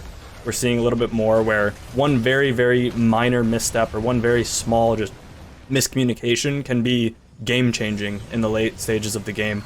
Like there, even if they were able to be all together as 5 and coordinate one good engage with their 5 D shields, if they win a fight there, they win the game for WildHeart. So not that that's Haben's fault, but it's just the team as a whole needs to kind of work around him a little bit better, because he is playing super aggressively. But I mean, overall, I can't be too frustrated with WildHeart losing that game with their draft. I think it's a lot harder of a draft to play into Storm. Storm did a good job of just setting up their area of defense and just throwing stuff at WildHeart, because they don't need to engage for Storm. They just need to stand there and throw their long-range abilities out with Odin and Chromie. So it's a much easier playstyle for Storm. The burden of execution was heavily on WildHeart, and they were not able to do it. So we might have a little bit closer of a series than I would have expected. I was mostly expecting a 3-0 coming into it, but I think if WildHeart can clean up their drafts, it'll be better. But so far, I'd say it's 2 games that Storm has won the draft, and that's concerning. Draft is a very important part of Heroes of the Storm. Absolutely. WildHeart may have won out both drafts, but they've only won, or excuse me, Storm has won out both drafts, but they've only won out one map in this best of 5 series. We sit 1-1 between both of these teams we're in week 7, so every map, as I had mentioned, is critical. Every series is critical for your team and kind of some of the other ones. We are going to take a short little break here, let the players stretch their legs, actually go to the bathroom this time, and in this break, I want you all to go ahead and hit ! prize pool in chat, because of your generous donations towards the HeroesCCL prize pool, we're at $12,385. If you'd like to push that prize pool further, maybe we can hit 12.5 today. Exclamation point prize pool and chat will get you over there. But as I mentioned, we're going to take a short little break. When we come back, map number 3 of WildHeart versus Storm Esports. Don't go anywhere. This is HeroesCCL presented by Wisdom. Welcome back to HeroesCCL, ladies and gentlemen, and Hanzo, honorable Hanzos. There we go. That's the one I'm going to use. This is HeroesCCL presented by Wisdom. My name is Bahamut, still joined by the amazing Grubby and the illustrious Justing, as we were talking about all manners of English rule sets in our break right there. But speaking of things that we were also talking about, this, I saw someone in Twitch chat talking about it, and I was curious. We've had 2 series this entire season so far go to a game number 5. We had in week number 5 Simplicity versus Granite, and in week number 2 we had Diamond Hands versus Storm Esports. And some was saying like this could be a 5-game series, and Justin, I have that gut feeling with how we're seeing these teams play against each other, as well as the drafts as they're kind of really evolving and growing in this series. It does feel like the teams are relatively evenly matched. I do think a lot of it does hinge on the draft, though, and WildHeart is kind of giving themselves an uphill battle. I think they're making it a little bit harder for themselves than they need it to be with the drafts. A lot of that, I think, is hinging on their almost obsession with Greymane. It feels like WildHeart has Greymane in every single one of their drafts, and it just feels like they're drafting a little bit differently than all the other teams, so I think it's a weird stylistic clash between the 2 teams. Well, we'll see how these the styles clash on our next map, as we know where we're going to for map number 3 in our first best of 5 of the day, and it is going to be Infernal Shrines. We'll be seeing the Angels and the Demons battle out on this battleground chosen by Storm Esports as WildHeart, the losing team from that last map, opting for first pick priority. Grubby, any thoughts getting into Infernal Shrines between these 2 teams? You said Angels and Demons fight here? Where are the Angels? Like the left side are Angels, the left side's the Angels, and the right side's the Demons, right? It's not Battlefield, right? Right, but isn't it thematically, isn't it like heaven on the left and hell on the right? Like if you look around the map? Am I crazy? Maybe you are crazy, but that doesn't mean that you're not right. I don't know if the map is actually split in color. I actually can't remember. I thought it was just like a hellish place, an infernal place of demons where you fight skeletal defenders for all eternity. Maybe we'll have our observer, instead of introducing the teams at the start, we'll just have the observer just kind of pan around the map and just kind of showcase the beauty that is the can we zoom in? map. Can we zoom in on some demons, like just doing little demonic infernal things? I remember like way back when, some of the first commentating on cast, we would always like zoom in on an SCV somewhere working. There's actually so for anyone that likes like the map Easter eggs and stuff like that, like Sky Temple with Harrison Jones as well as Tomb of the Spider Queen, on this map you can actually summon the Treasure Goblin on the left side of the map, right behind the fort. There's like a vase or something, and if you click it a bunch of times, like a weapon drops, and if you click on the weapon, it says your inventory is full. You can do the same thing in top lane on the right side of the map on Battlefield of Eternity. There's your Here's the Storm Easter map eggs for anyone that is wondering. Maybe we can show that during the draft. Did we know that, Justin? No, I've played really? like 10,000 something games of HoTS or more, and I had no idea you could do that. So I guess we're learning something new. I'll point it out in the game where you can click on it. You have to like left click on it a couple times, and then you get a whole auditory thing. And then also it changes the end of the game where more golden stuff like drops around the core of the losing team. It's cool. It's really cool. I'm not sure I knew that. I'm a little bit flummoxed by this gobbledygook. Well, we can flummox each other more as we get into the draft. I don't think I used that right whatsoever, but Justin, save me and please break down the draft. Yep, we have Junkrat and Sylvanas, and also Chromie being banned away. So all the ranged heroes here, all the priority ranged being banned. So there's going to be a lot of priority picks available between the Blaze, the Hogger. Now Lucio's banned out, Brightwing becomes a priority. Diablo on Infernal Shrines is also priority. Tychus, which we see the Tychus picked up. That is kind of the last priority of the range. With 3 range being banned, it's good to get that early. But that does leave, if they want it, still Brightwing Diablo is available. Medivh immediately. Wow. That's very early. Yeah, I guess from their perspective, they want the Diablo. They don't want to give Diablo Tychus over, and Medivh is really the only thing that counters the Tychus into Diablo, so it's not like they're really losing out on anything picking it this early. And honestly, if everyone could play Medivh, I think this is where we'd see his priority. I think Medivh is still just the most broken character in the game. So And it's- last game, Yeah. Brandon would get all in by Curse Bullet and a bunch of CC. He would have 75 spell armor. He would heal for thousands of health from Fire Stomp, and then get healed by June with critical healing and phase shift. Why this time Medivh? Why not Brightwing Diablo, do you think? I think it's slightly different into Tychus specifically. Tychus in the matchup really just he's good into Diablo, but he gets basically just hard countered himself into Diablo Medivh because it's so choreographed, it's so telegraphed when you're gonna have the minigun come out that as soon as you see the minigun come out, it's such an easy protect for the Medivh that it kind of completely flips the matchup like a 180. Whereas Bullet's a lot less predictable. That's one thing and on Shrines Medivh is just a lot easier to play than on Sky Temple. But Bullet's also true. very unpredictable. It's very difficult to actually expect it with the protect, where it's so easy with the minigun. Yeah, true. A very interesting draft, a power draft from Storm, picking Diablo into Tychus with the protection. One more space for ranged for Storm. Vala and Sylvanas are gone, so not sure what we're going to get here. Could be a Lunara perhaps, or a Cassia. I think Cassia might make sense. Nubarak and Mephisto comes in. Mephisto, Justin, you've often said, is great into double support. Yeah, especially into Medivh if everyone's coming in and out of portals together, and on the map it's good. So I like what WildHeart has picked. The Nubarak is the one thing that I am a little bit worried for, I'm concerned for. Everything else should be doing a good job into what Storm has drafted. And it is the Cassia, so the Oracle has spoken. The Cassia is picked up in the last pick. I hope that we see the auto attack build come out from Cassia. We see a lot of Q build in situations where maybe it wouldn't be kind of the Cassia's job. We've seen a lot of double ranged compositions where Cassias go Q build when they're paired with something like a Chromie. And to me, that's kind of overdone. It's kind of redundant at that point to have two kind of mage-based heroes when you kind of need a sustain damage. When you're with Medivh, your hyper carry needs to be a hyper carry. So I'm hoping to see it be the auto attack build, not the Q build for Cassia. I think a lot hinges on Maka in this draft on the Cassia to be able to perform. And that is something that, if it is the Q build, Nubarak will be invincible. If it's the auto build, then Nubarak will struggle a bit more. But WildHeart does have good responses for this stuff overall. They have just good spread damage. We'll see if June on the Rhaegar goes for a different build, if he pivots out of the totem build. Because there is a sustain build that I've tried that's just to maximize the amount of Q uptime for Rhaegar, which would do a good job of dealing with the spread damage. But we'll see if the adaptations are made in the talents. Well, we're here, ready to go into Infernal Shrines. Thank you, Justin, as we've got WildHeart in the blue, Mason Blaze on the Mephisto, IB Tings on the Tychus, Weary Day on the Brightwing, Haven on the Anubarak, and Zergling on the Blaze. Over on the side of Storm Esports, we got CPX and Medivh, Brandon back on Diablo, Maka on Cassia, Nasmus on the Hogger, and June to play the Rhaegar.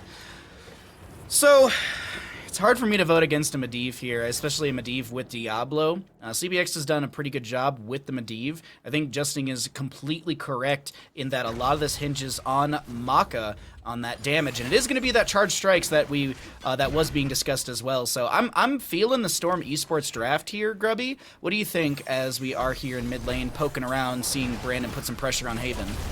Yep, I think so too. I think Storm, especially with the charge strikes, they've got a really good draft here. It's going to be hard for Anubarak. So Anubarak generally wants to isolate one target away. As we get a little bit of a pause, there's been a small disconnect, so we'll start the 10-minute timer for the team that has lost their player. But when you think of Anubarak, you generally want to do one of two things. You want to use your massive CC to blow a target up with big burst, and that kind of gets stopped by Medivh. And then you want to do a cocoon on a unique target on the enemy team. Either you remove their tank or you remove their support/healer. Removing Rhaegar or Medivh does very little because they cover for each other. Different ways, one heals, one protects, but still, removing Rhaegar or Medivh does not win you the fight. Removing Diablo is good, but there are still two layers of protection from Rhaegar Medivh, and there's Hagar as a kind of pseudo CC dealing frontliner. Removing Cassia would be most likely the most impactful, just to kind of drop damage on yourself, and the members of Storm cannot free Cassia that fast. Nobody has particularly fast ticking damage. Still, Cocoon is pretty short range. Getting a Cocoon on Cassia without getting CC'd and hurt quite a bit is not easy. And finally, Anubarak is weak against generally just a high sustain, high health enemy team, and that's kind of the case here. You will get auto-attacked hard by Cassia or Diablo, by Hogger, and even by Rhaegar. Even a Rhaegar bite hurts a lot, as most of it is not spell-based damage. So it's going to be a big quest here for Haben. It won't be easy, but it wasn't easy for him in game number 1 either, and he did manage to do it on his Anubarak. So if anyone can do it, he can. He's a great Anubarak. Well, I'm looking at what Justin was saying over in our talent chat. It's Haben goes Locust on Shrines, and he's putting Heart Eyes, and I don't know if we would see it. I think in the 5 years plus I've been casting Heroes, I think I've seen like 4 Locust Swarms. So yeah, I'm not really sold on it. I mean, maybe we could see it, but yeah, Cocoon value is just way too strong. Both of these teams are looking good at the start here. So for anyone wondering what is going on, we are going to be having, it is going to be one of the players with a DC currently. Sounds like they, the Storm Esports player, are in contact with the DC player, and they are restarting their PC. So we should hopefully get back into the game in just a few moments here, as this DC, at least it's at the start, so it's like not that big of a deal. We're not like in the middle of like a major team fight late game, and this is the big moment. So, and it's like everyone, there's no cooldown or so. But it looks like, actually, I'm getting told that we are going to be having a short little break while we get the player back in here. So don't go anywhere. This is HeroesCCL presented by Wisdom. We'll be back with WildHeart versus Storm Esports. Welcome back to HeroesCCL presented by Wisdom. My name's Bahamut, joined by Grubby. Justin is off taking care of Springy, and he's going to be watching the games from afar. And we are back into the game. We got everything loaded in, so let's go ahead and jump on in. We've already introduced the teams. We've talked extensively about our thoughts of what could potentially happen here. Even Justin was saying it's a guaranteed Locust game. He may have not said it exactly like that, but he was talking about Locust during the break with us. So yeah, we can read between the lines. Like, it's a throw if it's not Locust Swarm. Exactly. Justin is convinced, and he's been going on for weeks and months and years, if not decades, about how Locust Swarm heals insane amounts from the skeletal defenders during the objective. And I guess I've already done my part at explaining how it is a difficult task for Haven to cocoon someone, a relevant target, and have those next 4 seconds lead to a conclusive team fight victory. It doesn't seem like that's the kind of team WildHeart is fielding here, or whether that would work into the team that Storm has. So Locust Swarm confirmed, I guess. Shrugs. I mean, I don't make the rules. You and Justin do. GG, it's been confirmed. We've already read the script ahead of time, so no big deal. You got that one chat for free. But we do see some camps being spread across the map from both sides. We will be having killless games so far, even experience in rotations and in such. And when we actually look at the level 1s, there's no questing talent, but there is the baseline Medivh stacks as well as the baseline Diablo souls. You see no Skull Missile quest indeed for Mephisto, instead going for the Lightning Nova. So the Skull Missile has, from what I understand and feel and play and have seen, Skull Missile, oh, hold that thought, Horror getting attacked, he's gonna get away, nice spin, nice. Skull Missile has a slightly higher performance ceiling than Nova level 1 talent, but it is entirely on the PvP aspect, and that you must get value from it. Whereas while Lightning Nova also does bonus damage to the enemy players, you don't need to interact with enemy players in order to get value PvE, as there is bonus damage every 3rd hit from the Lightning Nova and giving mana, even when you're hitting minions, skeletal defenders, camps, and when you're defending against the Punisher that is unassisted by enemy attackers. The big thing to also note here is with this being a W build Mephisto, the expectation is at level 20 we'll see the Mimic as well for just more Lightning Nova value. But here comes our first objective, going to be an Arcane Punisher in the top lane. A very strong Punisher to grab, as we do have the Fallen Shaman in top to be cleared out by Brandon. Here comes the Nubrak with the Burrow Charge and the Impale. A lot of damage onto June, who does pop into Wolf Form and runs back a little bit. Portal set up for Brandon to be able to back away, and Maka gets through the gate as well. The Shamans are going to be still brawling out here, the Hellhounds spawning here and there, but the objective phase looking good to WildHeart Esports as they've got nearly a quarter of the necessary skeletal defenders. Haben forced to use the Burrow away as the portal does kind of have a looming threat with Brightwing and Hogger split soaking for the ally teams. No healer here for WildHeart. Doesn't seem to bother them too much. There's not that much damage being piled on top of them. They got a little bit of armor. They got a little bit of shielding. In comes Weary Day. This is going to give the macro advantage to Storm. Skeletal lead for WildHeart here. And now the question is, will Hugger come up top? Will he push mid or will he go bot? And he's actually just straight up pushing mid. Nas hooked to a feeling of pushing by himself. As Diablo will get stunned over and over and over, but nonetheless can go through the portal. And we do have that Raven familiar for the Medivh as well, for the damage and the slow after an ally goes through the portal and then auto attacks an enemy. Looking also at the Hogger build right now, we've got some garbage at level 7, that garbage fire, which is good for clearing waves, clearing the objective phase, and maybe even clearing the Punisher. But here comes WildHeart's Punisher through the top lane. 8 apiece in levels, slight experience advantage to Storm Esports, but not by much. Let's see, what does WildHeart get with this Punisher? Good double jump onto 2 Medivh protecting Brandon. Yeah, I like the Hogger garbage fire talent a lot. It really enables a lot of play. It sets up opportunities with that slow. After all, garbage is going into a can, not into a cannot.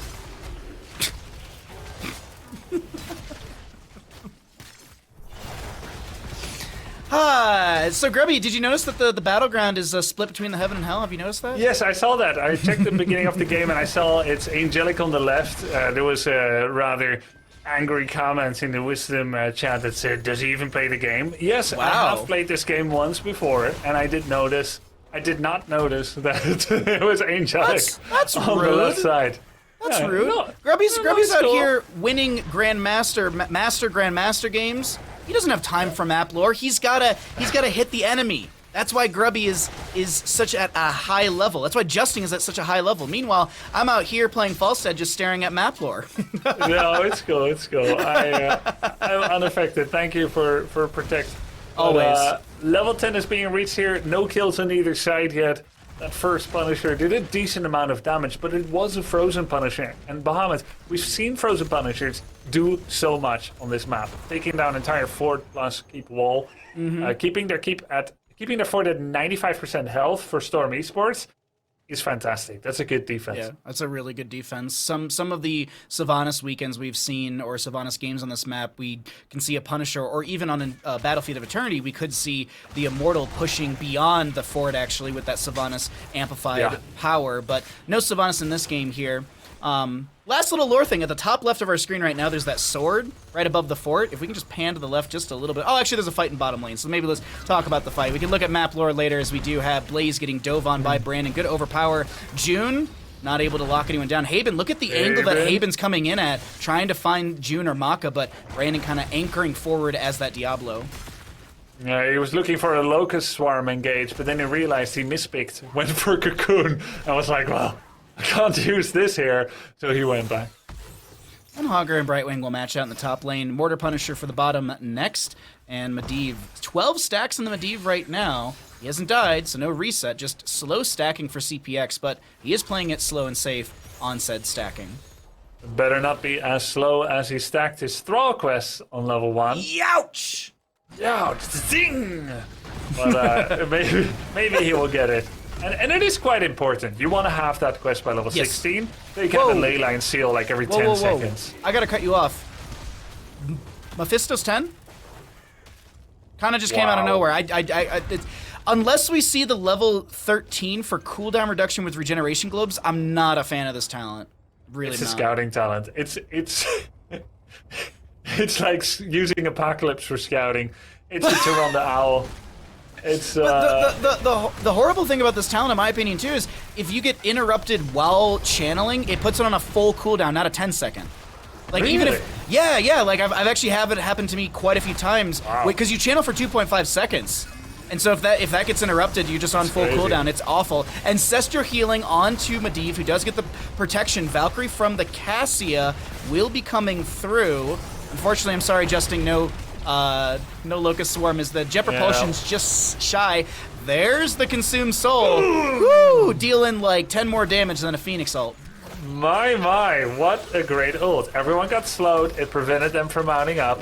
And in comes the Odin. You know, I think WildHeart is going to take this objective unless Storm can do something incredible. They're looking for the engage. Diablo coming in through the portal with the flank. He misses the stun on Haben. They don't get the stun. Nas doesn't get the stun either. I think Storm has to skedaddle out of this kerfuffle.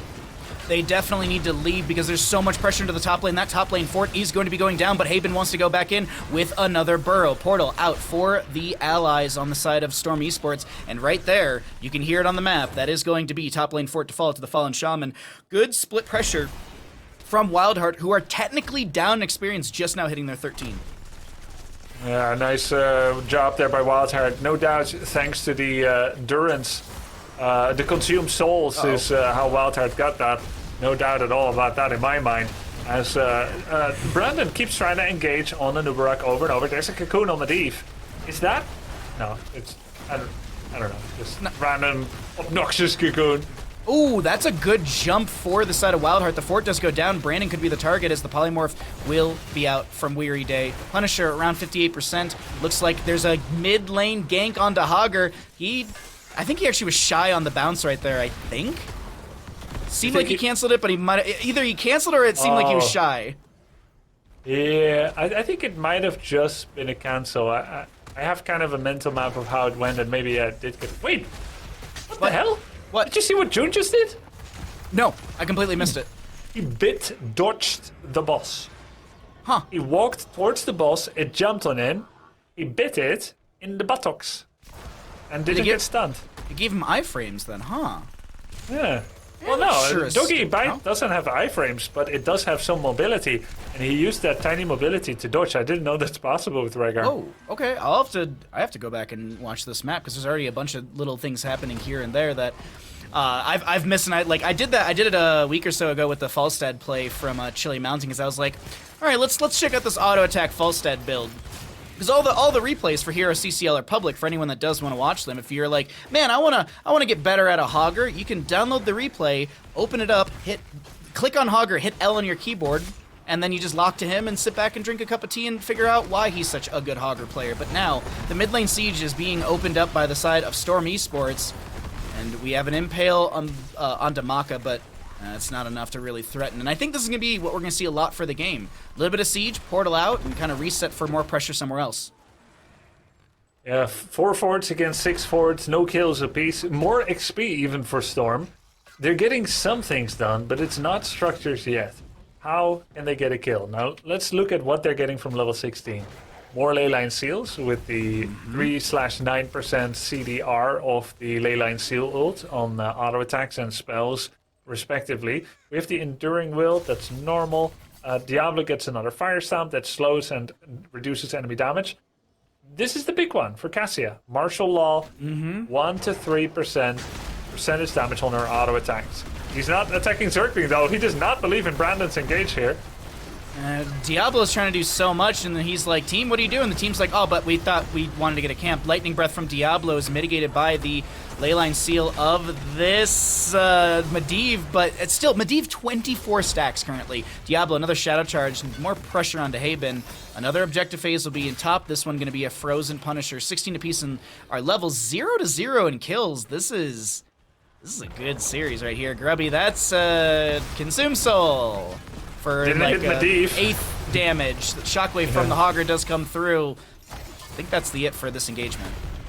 Well, yeah, it looks like it. WildHeart is giving this up. They're like, if you want the Bruiser camp that much, then why don't you just go ahead and take it then?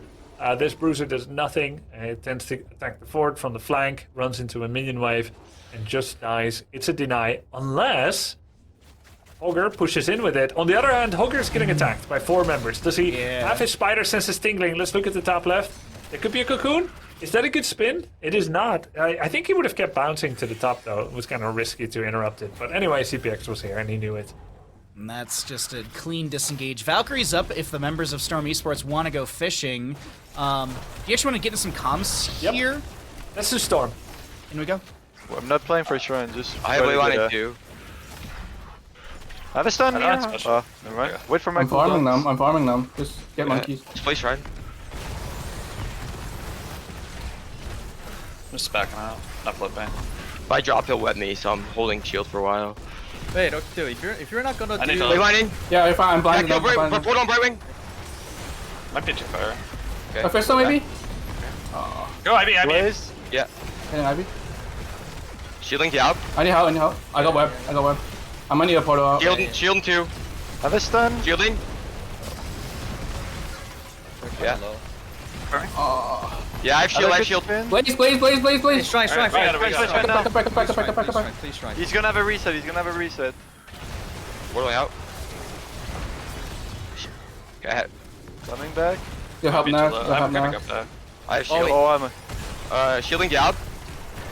Flip back. Let's go. I almost have ley line. You have portal for him? Ley lining. No, I'm good. Don't worry. Portal on him. That was so late, but... Oh shit. I I got have to top back. mid. I'm gonna queue up. We got Haven though. I have to back. Great. Nice. I'm gonna tap and then I'll tap maybe mid and we then can we go can go Shrines or Watch me, not? Tychus. Oh, I'm dead. Fuck. Word sorry, though. Alright, I guess Yeah, we can can we get shrines? Baha, what's the best ult in the game? Octo The grab, precision strike. No, the one with the longest cooldown. Resets Medivh at 30 plus I was moving us out of comms and I heard it going and I was like, and I looked over, I was like, is Medivh about to lose all of his stacks? Yes, he is! Youch, Yep. CPX. Yeah, he had 400 plus health. It does 724 damage right now. So that is sick. They went for the Haven kill. That was really good. I don't know what happened up there. They were trying to get away from a fish though. He pressed the button. All right. Well, let us never doubt it again. Alrighty, well, I don't know how many stacks Medivh lost, but I'm gonna wager a guess it was around 30, and that is also Punisher to the side of WildHeart. They're making some big plays here on the side of WildHeart. Like, I feel like with Medivh compositions, you're usually just getting pushed back so hard, and that's not the case as, Nasmus might get out from the ley line. Yeah, there's the Ancestral. It's kind of a passive Ancestral, but he just wanted to make sure he could get it out there. The objective has been 39 by WildHeart. They just want to farm level 20 and make sure that all lanes are pushed. Blaze is doing that very thing at the bottom lane right now, and Storm, they're looking to present a problem now for WildHeart, that if they can get 1 or 2 kills, they may actually be able to go top, attack that forward, and prevent that final skeleton from being taken. I think WildHeart is getting a little sus that things may go the wrong way. They're going to make sure to put kind of someone... No, they're not. They're daring. They're daring, Bahamut. They're not going for that final skeleton right now. They're committing to the 39. They want that 39 for the 20 talent tier. Top lane is pushed up. Haven kind of anchoring outside of vision, in and outside of vision, really. I think Rhaegar might have seen it. Now CPX does scout things out. 20 is achieved by the Storm Esports crew first, but with this wave and with the siege to come through, WildHeart will be able to match. This is going to be a big push in for the side of WildHeart. I do want to note Diablo has full souls, 1 stack on Medivh, 86 on the Tychus. And here comes the members of WildHeart. Big jump onto Diablo. He's going to get hit with the big red button. Leyline seal with the Medivh cheats connecting onto 2. Mason Blaze jumps in, trying to get a reset on his Lightning Nova, the W. He did go Mimic at level 20, so we actually could see the self-cast to get double siege value. That is something I learned from Pirate Realm, actually. As we have the Jet Propulsion in from the Blaze, Nasmus is low, Valkyrie comes through, that's a Lightning Breath, and a Nubrak will be going down. I don't know where his health bar went, but it obviously doesn't exist. Top lane keep will fall to the Punisher. First keep to go down, and I said this earlier, when you take stock of the map and you look at the drafts, you don't think that this is how the map should look, but maybe things will start to turn around. That's a consumed soul from the Mephisto, buying a little bit of time for Zergling, but he will go down. The slow is not enough. Punisher's on core. It's going to tickle the shields of said core, but the Punisher guys, will be taking... Y'all left me. I thought we were ending! And then someone types, oh no, bro, there's camps up. Yeah, you didn't see the B. But that's a double kill for Storm. How much can they get out of it? I would try to approach it like this. 2 forwards minimum. Mid and bot. Okay. Top lane has that... Yeah. Doing some meaningless camps. I hate this so much. They're trying to get a kill now on Weary Day. There's a totem. He blinks away. Yeah. Why get camps after camps after camps? You're literally 5v3. You use Totem. You use Force of Will from Medivh. You use portaling in and out to redistribute damage among different targets. You're 5v3. There's a half HP forward. you kill it. You don't grab camp after camp, in my opinion. You take the camps right before the enemies respawn. I would have tried to take down this mid fort, then go back and get a camp. However, this is a 5-3-4. Haven getting attacked once again. Haven, get lightning breath. Good utilization of the Ancestor Healing with the Farseer's Blessing to get Brandon and some friends an extra health bar or two. Bottom lane does have a catapult on the side of Storm Esports, that keep falling a little bit low, but Cassia to split, grab a camp, Medivh scouting out through mid lane. And structure to fall in favor for the side of Storm Esports. That is also a good lane for them, the side of Storm, to take down a structure, because the next Punisher will be Mortar in the mid lane, meaning there is a retreat path for Storm as they still have their fort and well up and available. Very much so. They have that top fort, they have the bottom fort. Storm only got half a fort from 2 kills, and they even took a lot of damage on their bottom keep. This is the best objective location for Storm, like you said. They have that mid fort. They want to start equalizing catapult pressure in the top and bottom. Hogger, Nasmus is able to get just a little damage down over here. Still anchoring for the team. Actually just going to rotate into mid lane, maybe even to top, to grab the camp and the clear in the lane. And just like that, within the last minute and a half, WildHeart Esports losing a couple structures and the map being pushed in against them. Going for the top bruiser camp now. Clear out top wave, get back information. Maybe even a bit of a push on the top fort. So let's see. Storm Esports, the best value thing they can do now is to push out 3 catapults, 3 waves, take the bruiser, push with it and kill the top fort. That would be like the easiest thing to do. But the objective is spawning. What would WildHeart do if Storm does that? They see 4 or 5 people going top attacking their fort. Do they go and defend, or do they push down mid fort? I think it would be the latter, to push down mid fort. Maybe even have Weary Day kill bottom keep. He needs to kill 2 more waves in order to achieve that. Then again, the objective is beginning. And CPX very obnoxiously revealing Haven. Brandon just goes in. Got propulsion in from the Blaze, a lot of damage onto the Diablo. Mephisto looking for an angle over the walls. The Totem does scout. Right wing, phase shifted in. We have Medivh back in bird form as Hogger gets the spin. Here comes the big red button from the Tychus. Mephisto jumps in with the Shade of Mephisto and that Lightning Nova. There's a very deep Anubarak hit with the Leyline Seal as well as Mephisto onto that one. We have 11 stacks on the Medivh. There's going to be a Hellgate forward. Haven gets pulled in by the Cassias. The rewind from Anubarak. Does he get away? No. The flames will tickle this Anubarak, and he will fall. The Ancestor Healing with the Farseer's Blessing, getting the extra healing out onto Nasmus as the portal forward is met by Zergling's Jet Propulsion. What a cool combo. I think that's the first time in my life I've seen a Hellgate Valkyrie combo where the Valkyrie pulled someone into an apocalypse from the Hellgate. I mean, new things every day. It's so much fun. And they got the kill there on Haven. It's been tough for Haven. Can't help but feel that if he had Locust Swarm, it would actually make very little difference. My jaw was about to hit my desk. I thought you were about to go on a breakdown of how good Locust Swarm could be here. No, but it sucks. What I also do is what I do love is that Storm Esports recognizes how Haven likes to play. We've talked about this in many weeks. Haven likes to kind of like a little bit like Bad Benny, sit in some of these bushes, look for some of these deep flanks, kind of be in a position where you don't expect the tank, and CPX is just revealing that constantly. There's a Valkyrie, there's a jump. That's Zergling split from the team with the Leyline Seal connecting onto Brightwing and Mephisto. Zergling gets the Jet Propulsion away. Wait, Keep your eyes... It felt like he Jet Propulsion right out of the bunker. I don't know what happened there. I wonder if you could shift that in, like you could shift like a exit bunker, Jet Propulsion sort of deal, like you can queue it together, but this is the mid lane keep to go down in favor for Storm Esports. Punisher around 40-some%, and Storm is looking to continue this barrage, this step forward. Diablo dropping Haven low. Do have the big red button from Commandeer Odin coming through, as well as the Mephisto is not going to be pulled out. That's a 3-member Leyline Seal.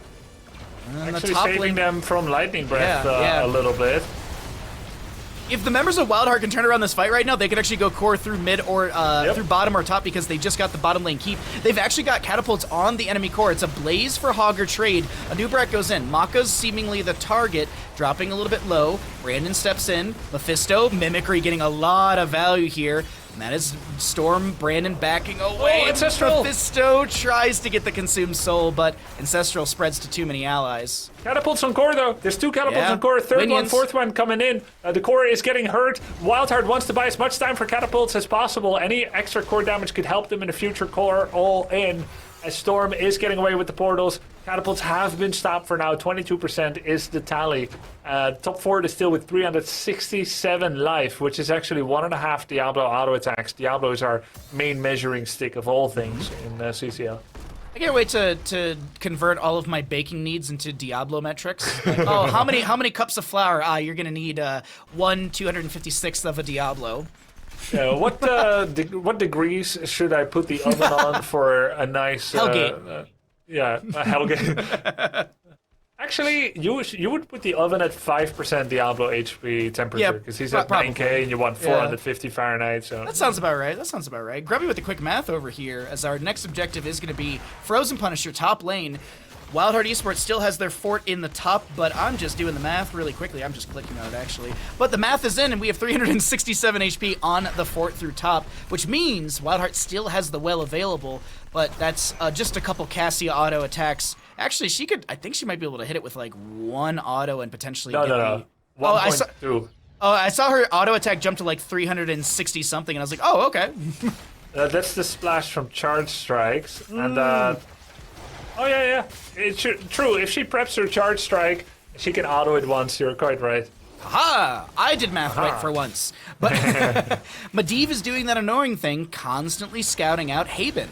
As we look at the minimap, Haben is a little far out in the lane. Brandon comes through, but the burrow is what stops that shadow charge. We look at the hero damage. Mephisto, 120,000 damage, Mason Blaze. He nearly doubled that of Cassia, who has 69,000 damage. Diablo has 60,000 damage, though he actually doubled Diablo. Diablo is the 4th highest damage dealer in this game right now, with that 60,000. Tychus is at 94,000. He's gone in the rhythm to be able to damage after Force of Will expires. Nonetheless, it has not led to a whole lot of kills. WildHeart sitting at 2 versus 7, but keep in mind, Heroes of the Storm is the late game. Catapults can win games. And there's 3 catapults in bottom that Hagar has to respond to, but sometimes a team fight is all it takes. That's sometimes a criticism of HoTS, like, one team fight is all it takes, doesn't matter how much macro pressure you pile up. Yes, it does matter, but you have to use it. And you can use it sometimes, but not always. It depends how much pressure can be built up. Brightwing is building that up right now. This may be important later, but put a pin in it. Brightwing is still pushing it out. Aben is saying, don't need yet. Oh, maybe he does need it. There's a portal. I think Brightwing has to come in. There it is, on Tychus. Tychus gets the phase shift, Ancestor healing a little early right there, but actually Weary Day gets the blink away. I thought Weary Day was definitely dead. Leyline Seal connects onto 2. Haben steps out to try and CC any enemies trying to any enemies stepping into the ally side, as we have the mid lane catapults arriving to the WildHeart core. Mephisto will clear that out, and I feel like you gotta go. You gotta go into this on the side of WildHeart. You gotta try and get back into this objective phase brawl as quickly as possible. Odin is gonna run out. Odin is the big damage dealer here. I do feel like he should not be aiming at Diablo. The power of Odin is the power not to focus Diablo. Maybe on Cassia? Cassia did not get the Force of Will. She did use that 60 armor. He's at 500 health. Beetles are taking him down to 400. 300! Who knew Beetles are that strong? Mocha at 300 health. He doesn't know how he can contribute. He wants to step up, but he needs to heal. There's one heal. Oh, the Ivy Thing saw it! She's low. No control from Hagar onto 2 in the backline, though. Maka gets low. Brightwing or Mason Blaze tries to find the kill, but actually steps too far forward. A critical error on the side of WildHeart Esports, as that might have been the nail for this objective phase, and I think yes it is. Yes, now you can try to go core with a Nubrak Tychus. Like, Tychus will have his Odin back in 25 seconds. Look, Blaze Tychus going core. It's the best thing you can do right now. Don't show. Go core. No, why are they going bottom lane? You want to avoid minions. Why not go past the Khasra Impaler camp? No, why are they taking the camp? Because there's camps to grab. You can't end if there's camps to grab. I actually have no idea why they're doing this. I guess it's just split pressure to push up bottom lane. Oh, or maybe they're are actually going to properly defend. Like, I think... Wait. No. Brightwing cap it? So Brightwing is going to cap it. They're going to push up the wave. I think they're going backdoor, but this is still taking too long. This is going to take way too long to do everything, and Haven's already hearthing. I don't know. This feels weird. This feels like a weird idea that didn't really gain momentum with the team. They were thinking of going core, but I think they saw Hogger there, and they realized Hogger can do so much delay. June was even pretending to Hearthstone just to have that option. Brandon goes in, he knows he has the portal. He takes a lot of damage, has to Hellgate out. Portal didn't quite work out, didn't materialize for some reason. Leyline Seal once again blocking Lightning Breath, not for the first time. This boss is actually kind of not that strong. Like, I thought bosses were stronger, but it may not even kill the wall, and in the meantime, Khazra and Paler Camp may now actually be the smartest thing retroactively that WildHeart could have done. They knew that Khazra can pressure. If they chase Storm here and they survive with their keep, they may have set up a win condition via bot, via Winions. Winions could be the case, but you already see Storm Esports rushing to get out of here to go clear that out. Hogger's already back in the bottom lane to get this pushed back. Yeah, this is going to be an easy clear for Hogger, and we enter our 30th minute on map number 3. Yeah, 30 minutes. Very, very impressive. Let's see if we can make it to 40. The teams are level 25 already. Diablo's health is 9,747. Level 26, and he'll be over 10,000. That's going to be cool. 5-digit health. Very competitive game. WildHeart was able to defend against a level 25 Punisher with relative ease. Storm also has very bad push power, of course. If they had a Tychus with Odin, 100% that keep is dead. All right, I'm taking stock of everything that we have on the map right now. Mid is the next objective. They're going for Blaze. They're going for Blaze. Zergling, I don't know what he's doing over there. Nice utilization of the bunker to stop any sort of play with the Valkyrie. Leyline Seal goes out. It is on a 70-something cooldown, but keep in mind the level 16, the Temporal Flux. Cocoon onto Diablo. Shockwave will connect on to Haven, who gets the burrow away. Hellgate forward. Diablo with the protection. That is a jet propulsion from Blaze to be met as Medivh. He's already at 28 seconds on cooldown. Did Diablo really need to get cleansed there? I don't feel like he needed to. It's kind of flexing the cleanse power. But, yeah, okay. I think Diablo was fine. He's got 10,000 health, spell armor, and protect from time to time. So June doesn't have purification just at the moment. It feels to me it should generally be saved for Hagar or Cassia, or Medivh for that matter, but it's fine probably. Maybe there won't be another fight anytime soon.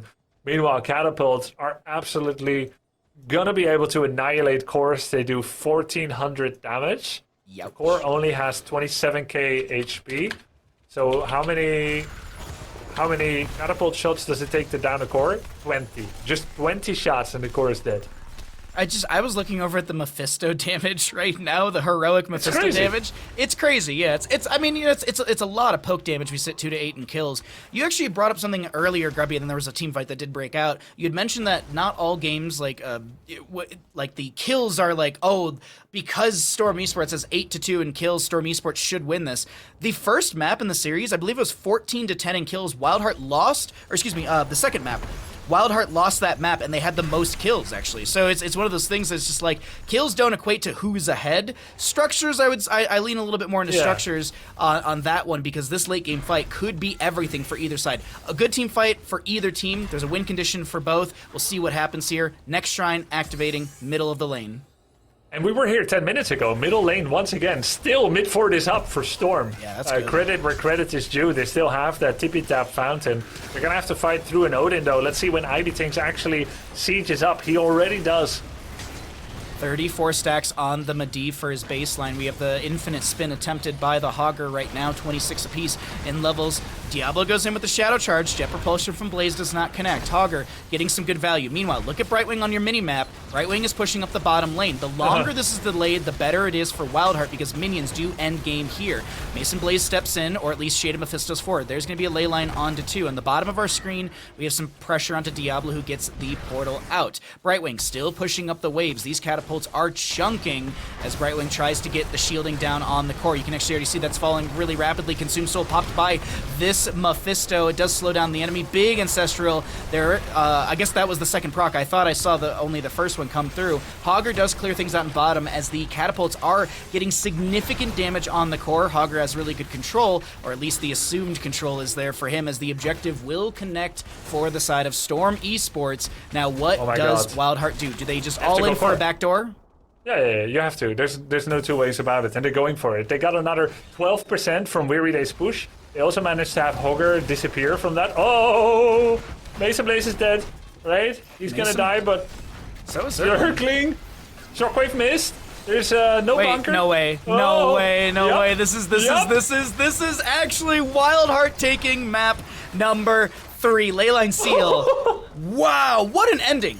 What an absolutely beautiful ending for a 34-minute map. WildHeart Esports will be the victors, showcasing that Medivh is not an instant win. Grubby, I feel you. I feel you. I think you right now are showcasing what everyone on Storm Esports is feeling. Nearly a 35-minute game of just slowly beating down WildHeart, but then one, I wouldn't even say bad team fight, it's like just one bad moment.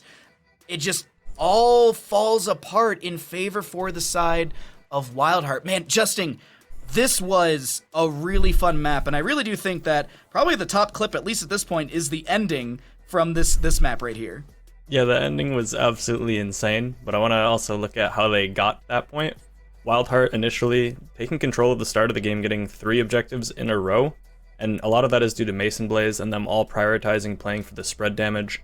They did a good job of acknowledging what their team comp did on the side of WildHeart through the early game, where they're just going to be doing as much spread damage as possible and playing for the objective, which was working, until they got a little bit later into the game. Once Cassia started to come online a bit with Diablo, it felt as if the Diablo and Cassio were a little bit invincible, and Haben on the Anubarak was getting absolutely bullied in the latter half of the game.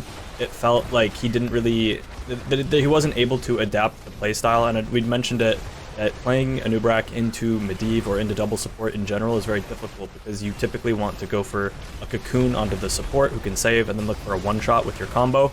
You can't do that in this composition, in this setup. That's why I was saying that something like in the background, something like a Locust Swarm would actually just be better for Anubarak, so he could just play safe and just chill and let his sustained damage between the Odin and the Mephisto poke out the enemies.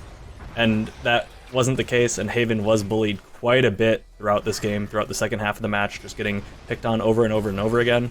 But none of that matters in the end when you have WildHeart having the big-brained macro play. They set up that last fight perfectly.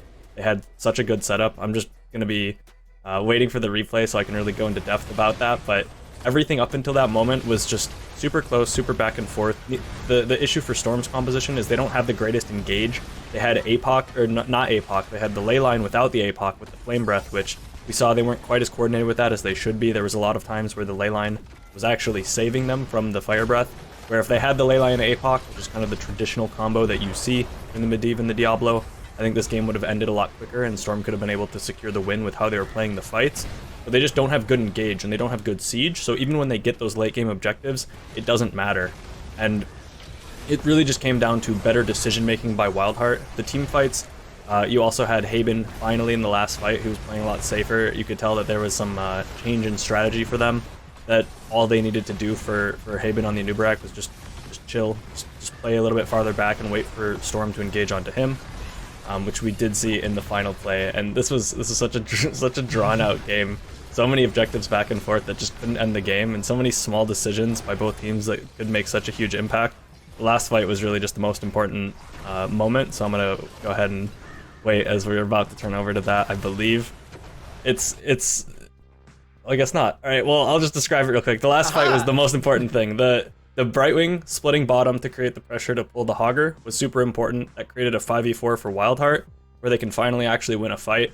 Also, Haben was playing safe on the objective. He wasn't kind of going in super aggressive like he had been on the previous 2 objectives. He was just chilling, allowing Brightwing to pull the Hogger. They get the 5v4, and all of that split pressure from getting the bot push in, getting the 45% core, creates a problem then when the swarm of WildHeart, just from all different angles, all converges on the core and ends the game, just smart macro, good macro by WildHeart.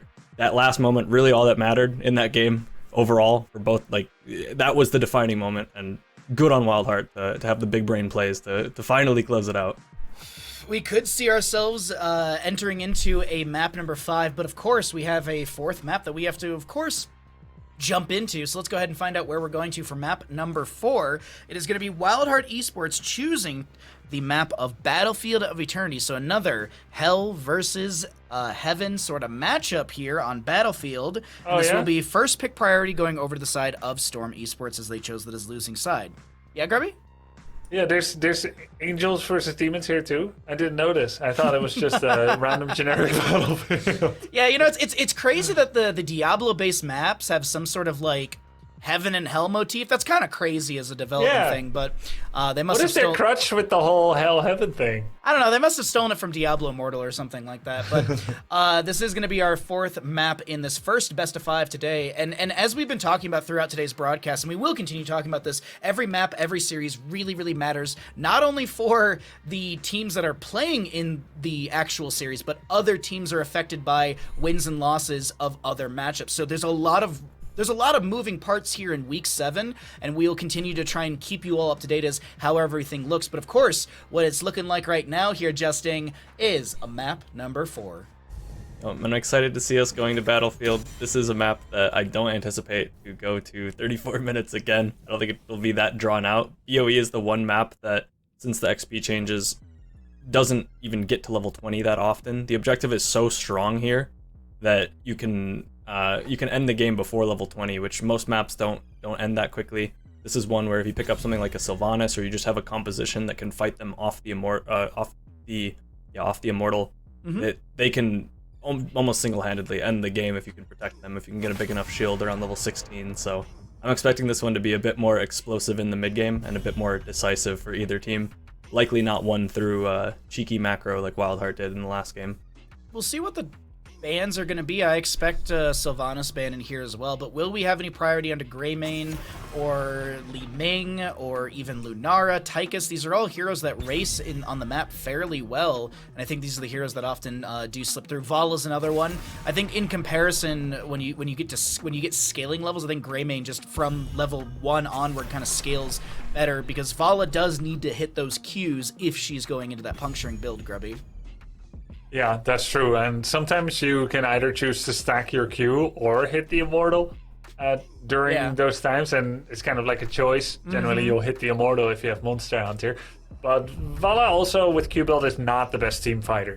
In very brawly battles, that Q build is not super effective compared to auto attack or even multi-shot. It's meant to be a 1v1 dueling build, more suitable to killing the objective or to fighting on Warhead Junction than really in a 5-on-5 on Battlefield of Eternity. Another really good racer is Q build Zul'jin. You put yourself on 1 HP life, max attack speed, get the Q build at level 1, 7, and 16, and you're doing infinity 95% bonus crit damage, super fast auto attacks. Only problem is an Abathur slap would take you down. And that, man, I would definitely love to see that. Another hero, I mean, we haven't talked about him much, but he's kind of fallen off in the priority when it comes to racing here, Justin, is the Hanzo, but I like it paired with this Diablo. Yeah, and maybe we'll see the APOC arrow combo come out between the Hanzo and the Diablo. That's typically what we've seen in the past, but it hasn't been quite as prevalent lately. Even in the last game, we saw the Diablo go Fire Breath with the Leyline for setup for APOC. It's mostly just that the W build for Diablo is so strong that it's hard to give up Lightning Breath, as it works so well with the rest of the W talents.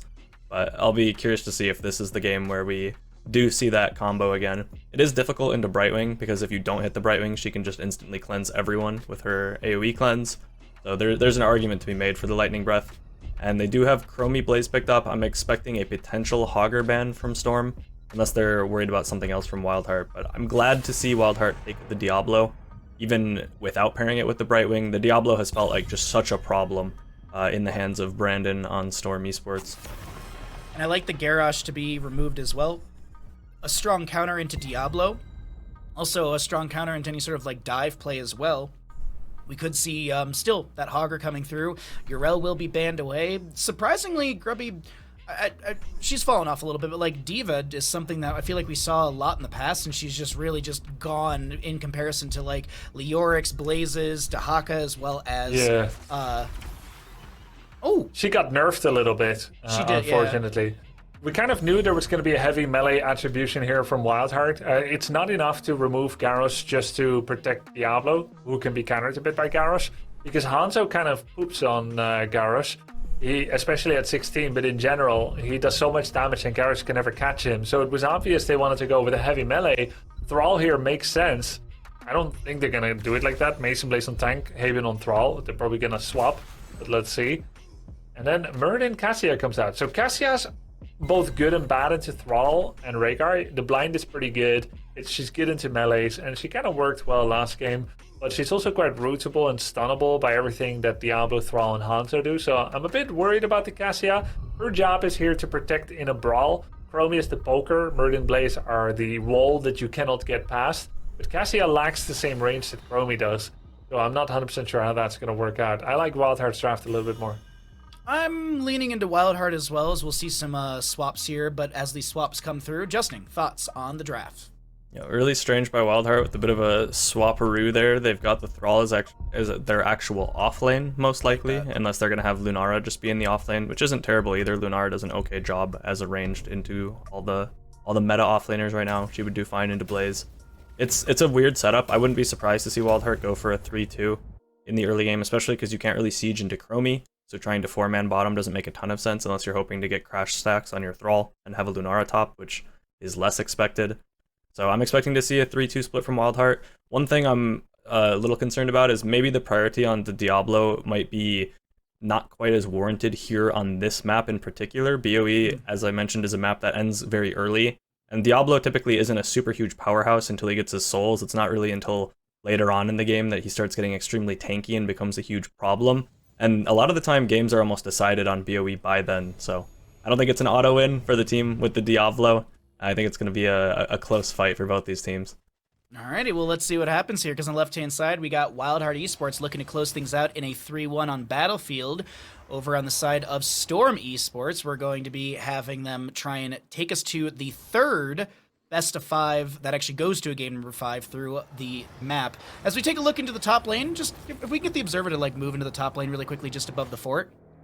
No, not that far. Above, right there. See, so there's a sword to the right of the well. There's a sword kind of like, you can see that red glow. There's some shimmer around it. That's what you left click on this map. And that's your treasure goblin. Well, we're in observer mode, so we observe as observers can't trigger these things. But you at home can do that as and summon the treasure goblin. There you go. There's your map lore once again. But of course, let's look at things, because as Justin had prophetically predicted, I think is the right way to put that, it is going to be a 3-2 split from the side of WildHeart at the start, but the members of Storm Esports are doing a 3-2 of their own, except it's swapping around here, and it is going to be 3 members in top up against WildHeart, and they get a little bit of siege on that fort front gate.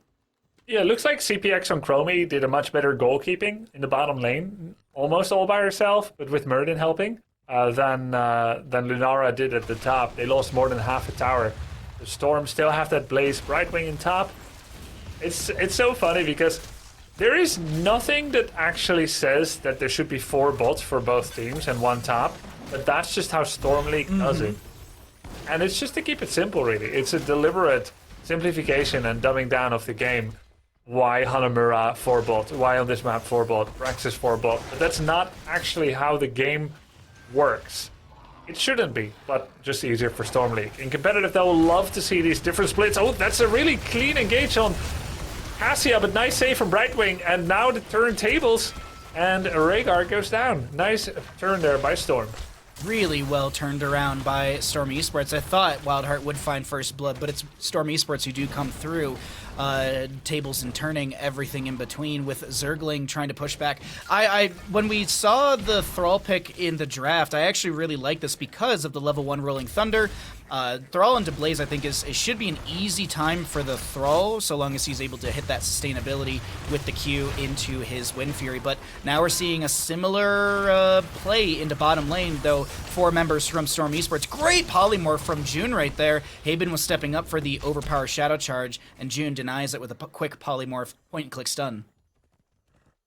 Nice job by June. He looks really good on Brightwing here and on Sky Temple. As WildHeart is sending people to the Bruiser Camp, so is Storm Esports. They're going to be capping it early and delaying it until about the 248 mark. It's 235 now and ticking. Wonka is looking when to take it. Usually 248 is ideal. They're going to go with a 242 cap. A little bit slower by Storm. Now they're getting it 248, 249. Yep, 248 on the why second. is this important? Because we do talk about this from time to time. Maybe we'll Look hold at that thought Blaze here in the for a bottom second. lane. Blaze is defending Bruiser right now. He can do that because it already arrived. He's clearing it before the Immortals even spawned. Yep. That Bruiser camp is now half life, and it would have been full life had it been delayed. So they're just making it easier for Storm to do a little bit of a defense. The Bruiser is dead, but they do go for Nas. They're trying to take down Blaze. Right wing comes in. The question is, will they now both die? Or do they both get away? And it looks like they will get away. Another nice save by June. June 8, an entire scatter to the face, 4 extra stacks for IB right there, but it is also just going to be, well, June still living through all of this, so all in all, it's going to be good play for Storm Esports as Weary Day tries to chase in, but he cannot get the significant damage onto Muradin. And it looks like we just have a race between both these teams. I'm checking out Lunara's level 4, and she is going into the Blossom Swell, so still standard build for Lunara. Sometimes we see the Nature's Calling. Thank on you. this Yeah, map. Nature's Calling is often good. You give up so much PvP value, and at the end of the day, some people have started to refer to BOE as a macro map. That's not how I saw it, but macroing and setting up the side lanes so that you can fight at peace and then brawl is very important and good. And I guess Q does that better for Lunara. So we'll see how that goes for them. But WildHeart is... Oh, actually, the race is super close. Ah! 283. I want to say the lowest I ever saw it get to was like somewhere in like the double digits, like 20 or something like that was like the shielding that the Immortal got. But with the Immortal going to the side of WildHeart Esports, it moves into top lane. WildHeart will be able to pick up their level 7, as you actually see a lot of WildHeart members pre-tapping the well. They don't need like full HP, but look at Mason Blaze. He's got that mana over time, Weary Day as well. Diablo, he's got that healing over time and a little bit extra mana, so they can take some free damage, and that bar will kind of fill back up, so it is one of those nice things to tap before sieging. But with no Sylvanas, with no real major siege pressure, it is going to be the Fort Front Gate to fall, and that is the first Immortal phase ending, WildHeart getting a Fort Front Gate. Meanwhile, in bottom lane, Blaze is pushing into Thrall, but it seems like Thrall is sustaining just fine, so we have Hanzo finishing at his level 1 just now. Thrall has 4 stacks on his wolf, now 5. He's doing good. Better than the earlier Thrall we saw today. Zergling just needs 1 more wolf, and he completes his quest. That's a really nice time. Let's see if he can do it. Up against a Blaze, it should be easy to do, but of course Blaze backed up a little bit. I think Blaze actually, looking at his health bar going up, that is going to be him tapping well. Next objective phase should be soon. It's going to be the Immortal Racing side for WildHeart on the left, and the Immortal Racing side on the side of Storm. So both teams setting up for race potential. Should be a quick first phase, as both teams should split and grab said race. Phase shift from Brightwing down to bottom. Thrall finishes out his level 4. Okay, nice job by Zergling. Nobody can take that away from him anymore, even if he dies, which is a risk when you don't have 6 yet. Nice damage from Blaze and Brightwing. Don't tell me that's a kill. Yeah, It almost close, was. though. It almost was. A couple of, like, 2 more auto attacks from Brightwing would have actually nailed that kill in with the 100 and something HP that Zergling had, and June doing 116 per auto currently. 10 talent tiers coming through in just a second. Immortals spawning east and west positioning, and 1 kill to the side of Storm. It's early, but with the defensive Storm and how things are looking and how they're playing this macro-wise, as you were mentioning, it could be setting us up for that game number 5, but still a long road to go, and we're in our second Immortal. Race, decent for both sides. Not the best, not the worst. You see them using everything. Storm is just about winning that. And that's interesting, you know. Was that both teams fully fighting for it? I think they were. I think so. If I had to guess, I would say that actually WildHeart has the better racing team, but it turns out that's not true. So, Storm Esports, yeah, they were ahead by about 3,000 in HP. 10 talents here for the side of Storm. First ball, Lightning coming out from Cassia June with the Blink Heal. Soothing missed as well with that critical miss at level 7 on top of it. Stormbolt from Brandon might have connected onto Hay, but I'm not 100% sure on that one. It did. It was so far distant. I was so surprised it hit, but he did get hit by it. Last pixel on that one. Hanzo gets an arrow. Lunara, good damage. Maka trying to back away. Blink Heals from June once again with the last little bit of mana this Brightwing's got. Very, very big engage from Cassia, but twice over-saved by June. Brandon is going to get stunned by the Immortal, but he set up the fight big time. That was enormous. Beautiful. He's honestly doing so good on tank. Yeah. And I'm thinking back of the hot take, and it's feeling colder and colder. My hot take that maybe Storm had an even better chance with someone else on tank, even though I really respect Lauber's skill. I agree. But somehow it feels like Brandon is doing even better. He is less often too far ahead of the team, less high expectations to follow him into the breach. And just standing back, he has been doing so on Diablo. He was only 1 death on Tyrael. He had good sanks approved by Justin, our analyst, official seal of Justin approval. And now on Murden, the 3rd tank he's playing this series, once again, doing great. See how much value is gained through this top lane push. The Immortal Belith currently dealing 1,284 damage into structures. Muradin dwarf tossing forward. You'll see Muradin dwarf tossing a lot here as he does have that level 1. But here comes the pressure onto Diablo Ball, lighting the face shift from the Brightwing Ancestor healing onto Haven. There's going to be a sundering from Zergling. Bunker down cleansed from the Blaze as Zergling is going to get the chain heal and back away. It was completely cleansed this under by June. Perfect timing. Uh-oh, turnaround. Lightning Breath. Nasmus, he's getting cooked. But Blaze? Is it too hot for Blaze? I think so. Or it might just be too toxic for him. No way. June dies to save Nasmus. Oh, wait. One scatter hit Nas together with poison. It was nearly enough. June did manage to save Blaze, which was incredible, but he went down because of it. I guess, you know, Brightwing going down isn't the biggest deal because Brightwing does have phase shift from respawn, so June can jump back into the battle. I think that was a fine death to have. You get a fort, you retreat, maybe a little overextended near the keep front gate, but Brightwing's back, doesn't need to burn the phase shift. Time Walker's Pursuit scouts out the camp and top. Yeah, I agree. If anyone should go down, it should be Leoric or Brightwing that comes back quicker than others, so it is a very valuable sacrifice. Yeah. Even though there's 1 death on the board for June, we're not going to hold it against him. That was a great save. I'm going to add him on Twitter right after this game. I'm whispering him right now. I hope we're not distracting him, but Ivy Things is going to start working on this camp. We will have our 13s soon in favor for WildHeart, already here for Storm, but seems like Storm are just going to kind of play things slow, safe. We got 27 seconds till the objective. You want to jump to some comms here? Yeah, let's go hear from WildHeart to see how they can crawl back into this. Into WildHeart we go. It's burned, by the way. Yeah, we just burn. Almost 13. Brightwing, probably not killable. They could be on camp. If they're on camp, it's Cassia, right? I'm on the way. They're gonna be a bit late to burn. We should win a bit. Kind of. I'm on the way.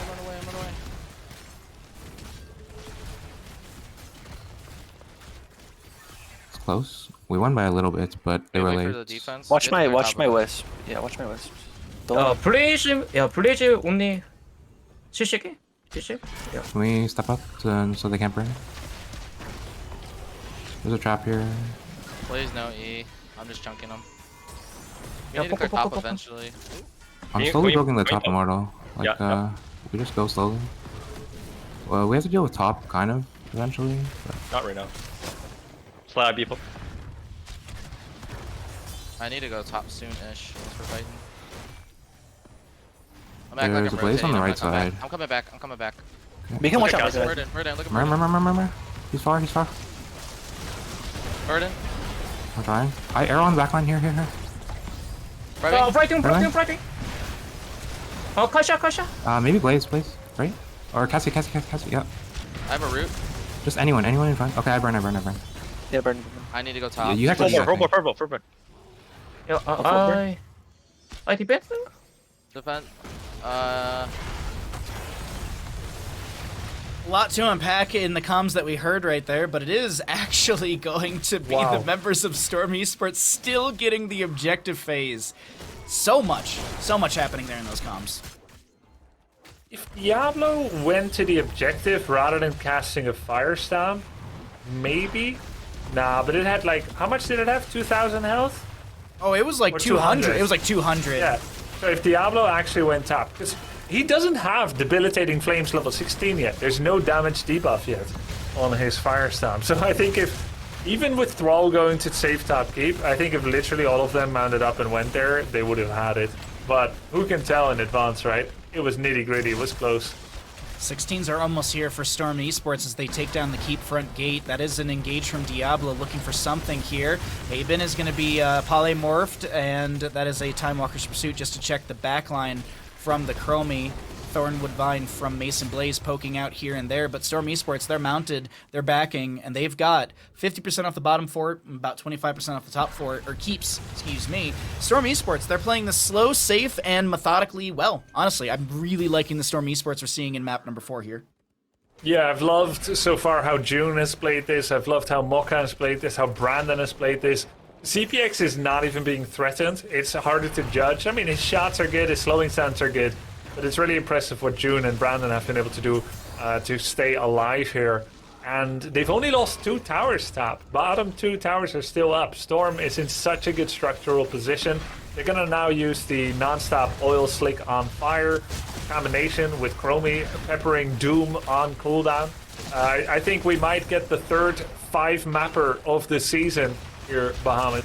It's definitely looking like it's a possibility. Brandon does dwarf launch out of that bottom lane keep area. We have our next objective spawning on the east-west positioning with the Immortals on defensive sides, blue on the left, red on the right, and we will have about a half a level, a little bit more than half a level for WildHeart to get the 16s. Surprised that Storm isn't trying to threaten with the half a level lead, but seems, as I look at the minimap, like WildHeart's kind of turtled up.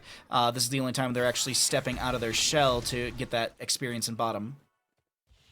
There's a 2-second discrepancy between when the Bruiser Camp for Storm is available and when the objectives spawn. So if they can take it in 2 seconds and still show up, then it would be worth it. But they also know... Wait, what is this position of the Immortals? Yeah, it's defensive, so it makes total sense for them to take this. So... Double camp at the same time. They delayed the Khazra. This is so good for Storm. They're going to start pushing in. And they don't have to commit. The moment they see anyone, they're gonna pull back. So WildHeart needs to have the fight happen immediately. That's a nice stun on Mokka. Haben's nowhere near his allies, so Mokka just gets hit with some CC. Once again, it's the same thing as we just saw with that Shadow Charge. Yeah, Mokka's getting hit, but really what's being done, because Cassia's just about full HP. Brandon around 50%. He does pop that Avatar. IB Tings. Oh my god. June jumps in and sacrifice. Get down, Mr. President. I'll eat that scatter arrow and lose 50% of my HP. And what kind of scatter is that? Is that a Giant Slayer? Yes, it is. So it can be quite good. This applies to auto attacks as well. 2% for an auto attack, basic attack. Full 50% down. Storm in the lead. WildHeart now needs to do the defense. They did manage to defend the 2 camps, but it's in a terrible position for WildHeart to defend. All the way on the other side of the map. There's a time trap on Rhaegar. We have the consistent catapult pressure in bottom and periodic in top lane, and there's no forts down on the side of Storm, so nothing to be spawning from the WildHeart side as Cassia continues to poke in with Q after Q. Zergling is putting pressure onto Brandon. There's the face, or excuse me, the blink heal in. And a little bit of poke out from the Lunara as Brandon, excuse me, drops a little bit low. Maybe tapping well, actually pops their third wind. Well is available in 69 seconds. Totem reveals the time trap. Everyone can tap well and shoot from over the wall. This is impossible for WildHeart. There is no way they can defend this Immortal. They are starting to race with just Hanzo. Linara has come back. Really, the goal for WildHeart is not to defend it. They can't. Their goal is to do as much damage as possible. This engage is a little sussy. Blaze drops low. All lightning ends. Bunker down from Blaze. Phase shift from Brightwing connects on to Brandon as the lightning breath from Diablo will be utilized. Cooking up on Muradin. Okay, but here's the thing to note. Bottom left, of our minimap, we've got catapults on course 17 minutes in on the WildHeart side. There's a wave spawning, and I think WildHeart's fine with trying to just defend. Hanzo trying to burn through 17,000 HP on the Immortal, but WildHeart knows they can't, and they won't. And that is another objective to the side of Storm Esports. This one going into top lane, as it has the keep still available. Core losing 6% from the catapults that did arrive. This could be the final march in for the side of Storm Esports, and they could be looking to take us to a map number 5 through Battlefield. But everything's got to go right here with the Immortal. Around a third of its shield available, and looking really quickly, 1,788 damage into structures. Oh, look at the flank. Zergling coming in with the flank. That's a jet propulsion. That's a polymorph. There is a root. Mokka. There's 5 seconds to Sundering. They finally kill Mokka. Mokka suffers his first death. A great aggressive defense here from WildHeart. It does mean they don't get as much time with the Immortal. Is this going to be a keep loss? Most likely. Maybe 1% that they save to keep? Oh, it's going to be close for sure. This Immortal chunks quite heavily, but it's Belith to fall before the keep. Whoa. We will be having 1,939 HP on the keep out of 20,000. That was impressive by WildHeart. The aggressive defense, a difficult maneuver, but executed to perfection. Zergling flank was good. Surround on Cassia, they've saved the keep. Now it's time for WildHeart to step their foot down on the throttle and never let go. Even weak engagements are preferable to the slow asphyxiation of losing to the attrition of the map pressure. Their top keep is alive, but they need to be aggressive. There's the attack on Brightwing. She got full CC to nothing. That's exactly what WildHeart needed. WildHeart needed some sort of kill. If they can find another one onto Brandon over here, that'd be huge, who does pop the Avatar. They've gotten a kill onto Brightwing, and WildHeart pulled a heroic away from the side of Storm Esports with that Avatar form. And now, top lane Fort falls. Bottom lane does have the Impaler camp pushing in. Hanzo scouting out with the Sonic Arrow. Lunara, and the Chromie doing the same thing with level 1 Time Walker's Pursuit. 3 catapults and 3 Khazra Impalers. Circling response. Level down still for WildHeart. There's so many structures down, but they have finally made the first step of a potential comeback maneuver.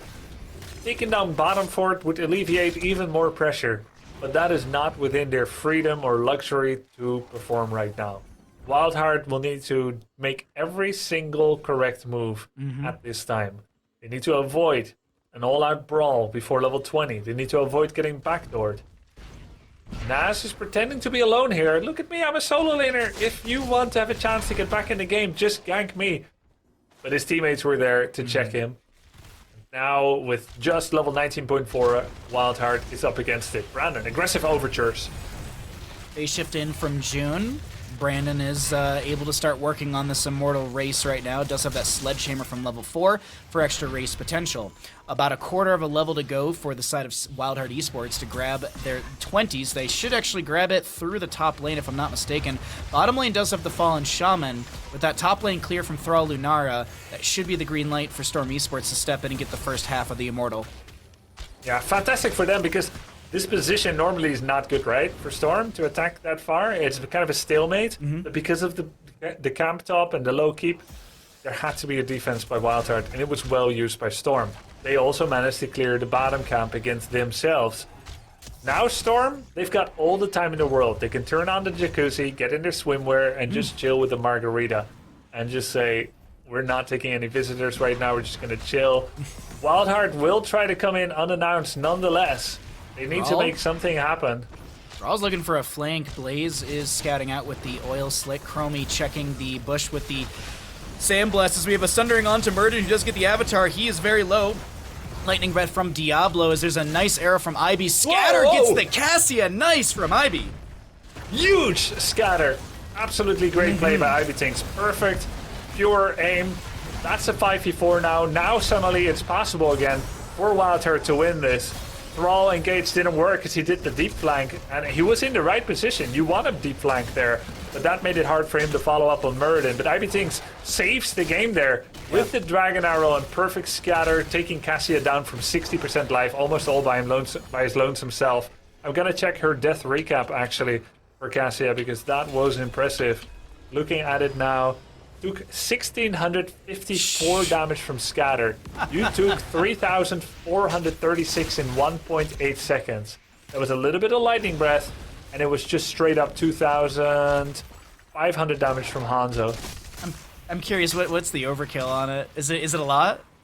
150 overkill, Wow. and all of Hanzo's damage was in less than half a second. 2.5k.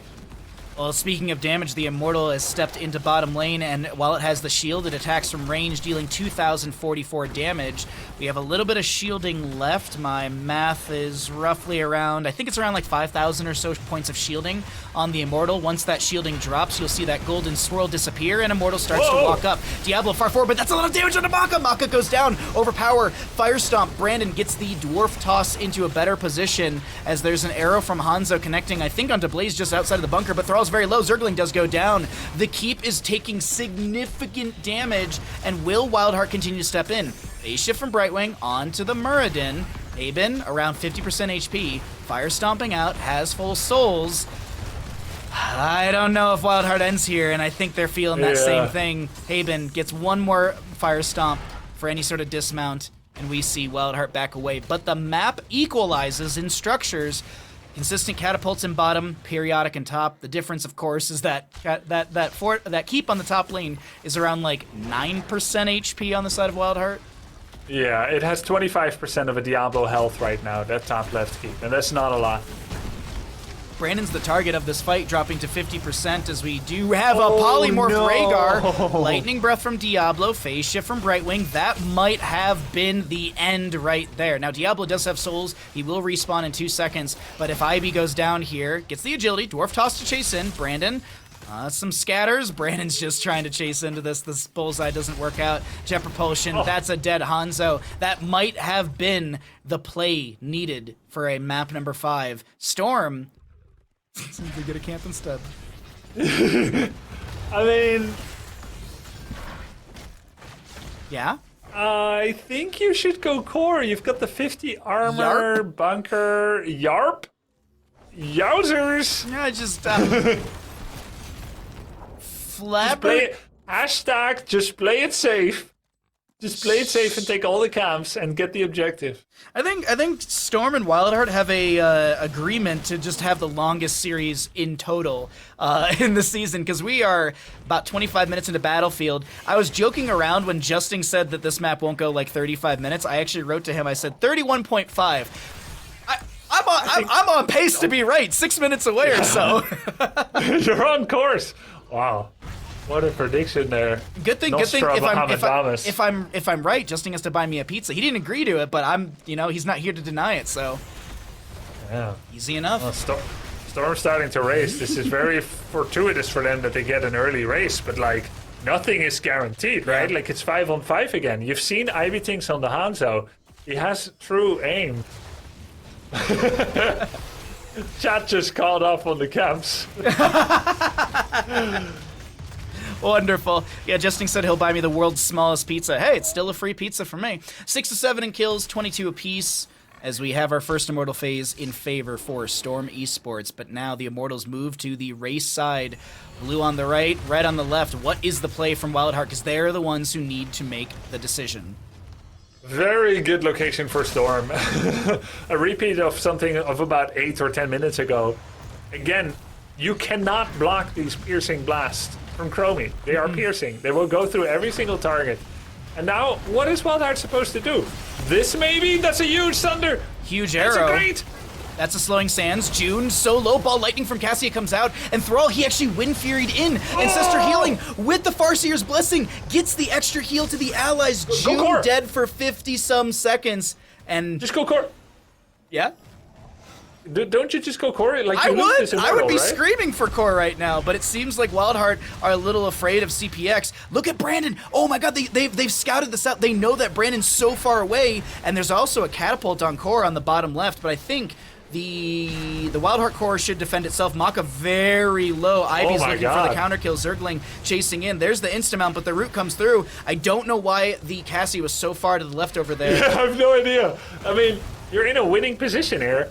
I don't think Cassia needs to solo by herself in Africa, but now that she has, now they're going core because they lost the Immortal, so is this better? I guess it is better. Brightwing was 50 seconds, now it's Brightwing 10 and Cassia 50. Oh, they're gonna leave. I guess technically better. They're gonna leave and clear Immortal in lane right now. Beleth has You can't. He has, all right, so Beleth has 58,000. That includes the shielding. Baseline is 34,650. And Beleth also deals 2,428 damage into structures. I don't know about this one here, Grubby. We're gonna see what happens. Well, let's see what happens. That's a Sundering to disengage. Haven probably has souls, so he's gonna Nope. Well, he has souls. I wasn't lying. Oh, yeah, sure. He's only got 70, though. Yeah. Immortal is absolutely chunking. This is gonna definitely scratch this new car. It had a few scratches. There's 80%, 70%. Brandon just going absolute ham.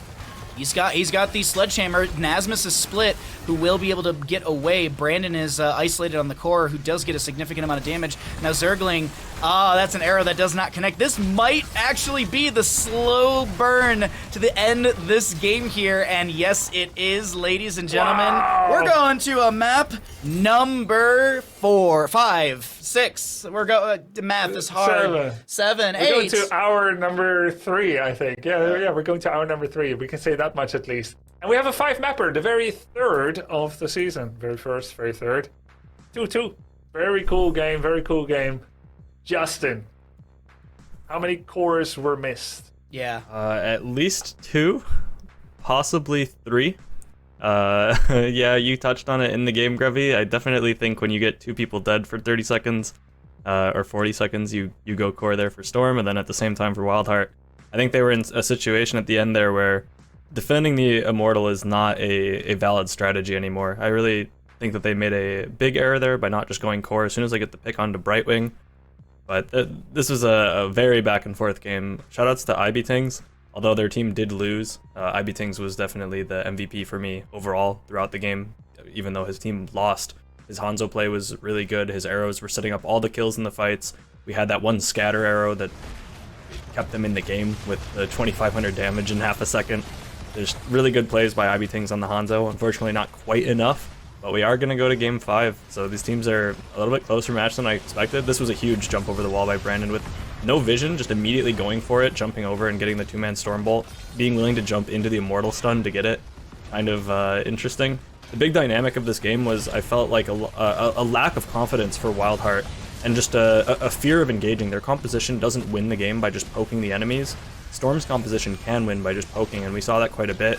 Zergling on the Thrall doesn't have quite the same clear that a Blaze has, so they had Knights pressuring their side lanes all the time because Thrall just doesn't clear very well.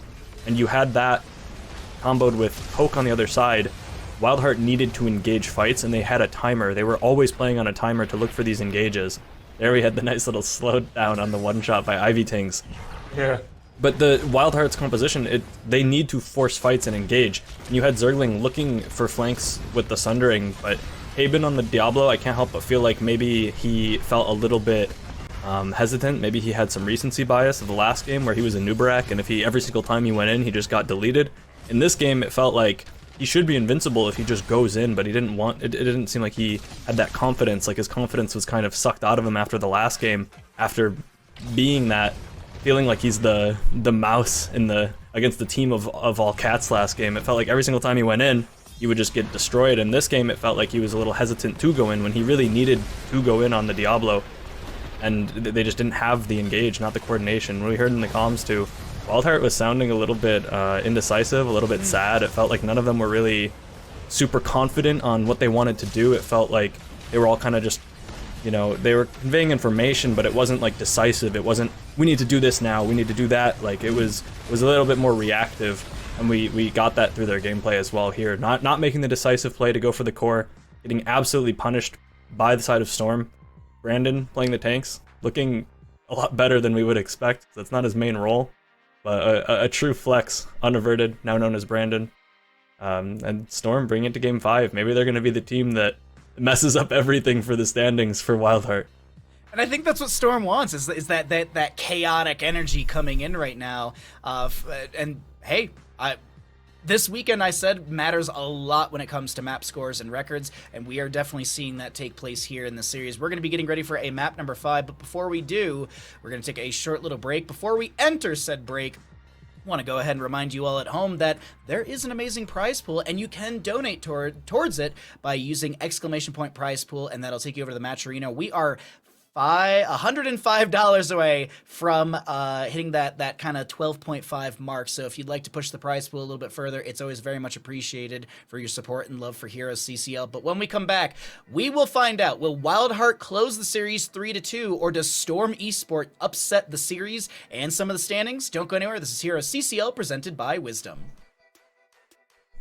Welcome back to HeroesCCL presented by Wisdom. I hope you all got a glass of water and did not forget to leave it somewhere else in your house. My name's Bahamut, joined by Grubby and Justing, and we're in the midst of our first best of 5 of the day. Yes, first best of 5. We have another one coming up after this, and ladies and gentlemen, we've got a third 5-game series for HeroesCCL Season 4. It's kind of crazy, Grubby, like this is the third best of 5 that's gone to a Game 5. Yeah, it's not been a lot. I guess there's been kind of a big gap between one team and the other, but we've been having more with Simplicity's new roster, Simplicity against Granite Gaming. Oh, actually, right before they had their new roster, we had that 3-2, and now this one, also kind of with the new roster, with Lauber not playing, albeit still cheering from the sidelines. You also made me remember that time that I went to get an ice cream from my freezer, and I put it somewhere, and I forgot where, and I spent like 15 minutes searching for it, and then I just forgot I forgot where it was, so I just went to get a new one. And much later, I found it like syrupy water inside a plastic. At least water will still be there when you get back for it. Yeah, at least. I hope. I'm hoping. We never know with Bandit in the house, but Bandit Justin, drinking it. You never know. He's off camera. He can do whatever he wants. But Justin, are you ready for map number 5 in this series?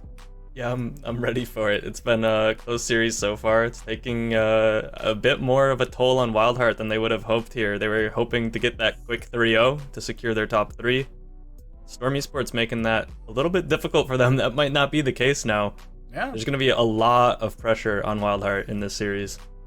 Well, let's go ahead and find out where we're going to for map number 5 and see where the pressure is going to be applied, as we've got WildHeart choosing map pick priority as the losing team, giving first pick over to Storm. And this will be Tomb of the Spider Queen for the side chosen by WildHeart Esports. Now, Justin, from position 2, that's definitely where you want to draft a Cho'Gall, right?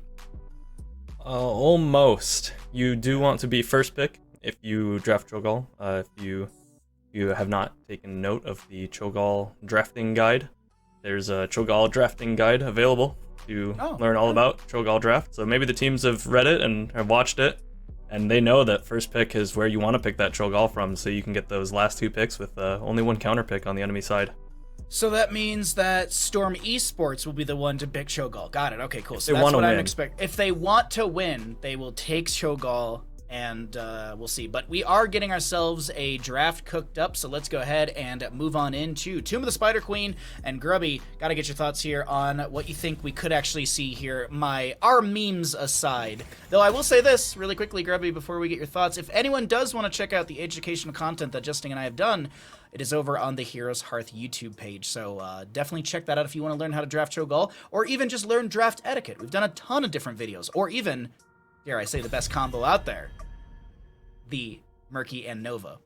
That's such a good combo. Wins every My game. draft etiquette on BOE is just to spam click Li Ming and see if I can beat the other people that hover Li Ming. That's my etiquette there. Yeah, no, I get you. Yeah, I've done that with Asmodean, to be honest. But of course, Grubby, any thoughts on the bans, the map, the series? What could be seen here?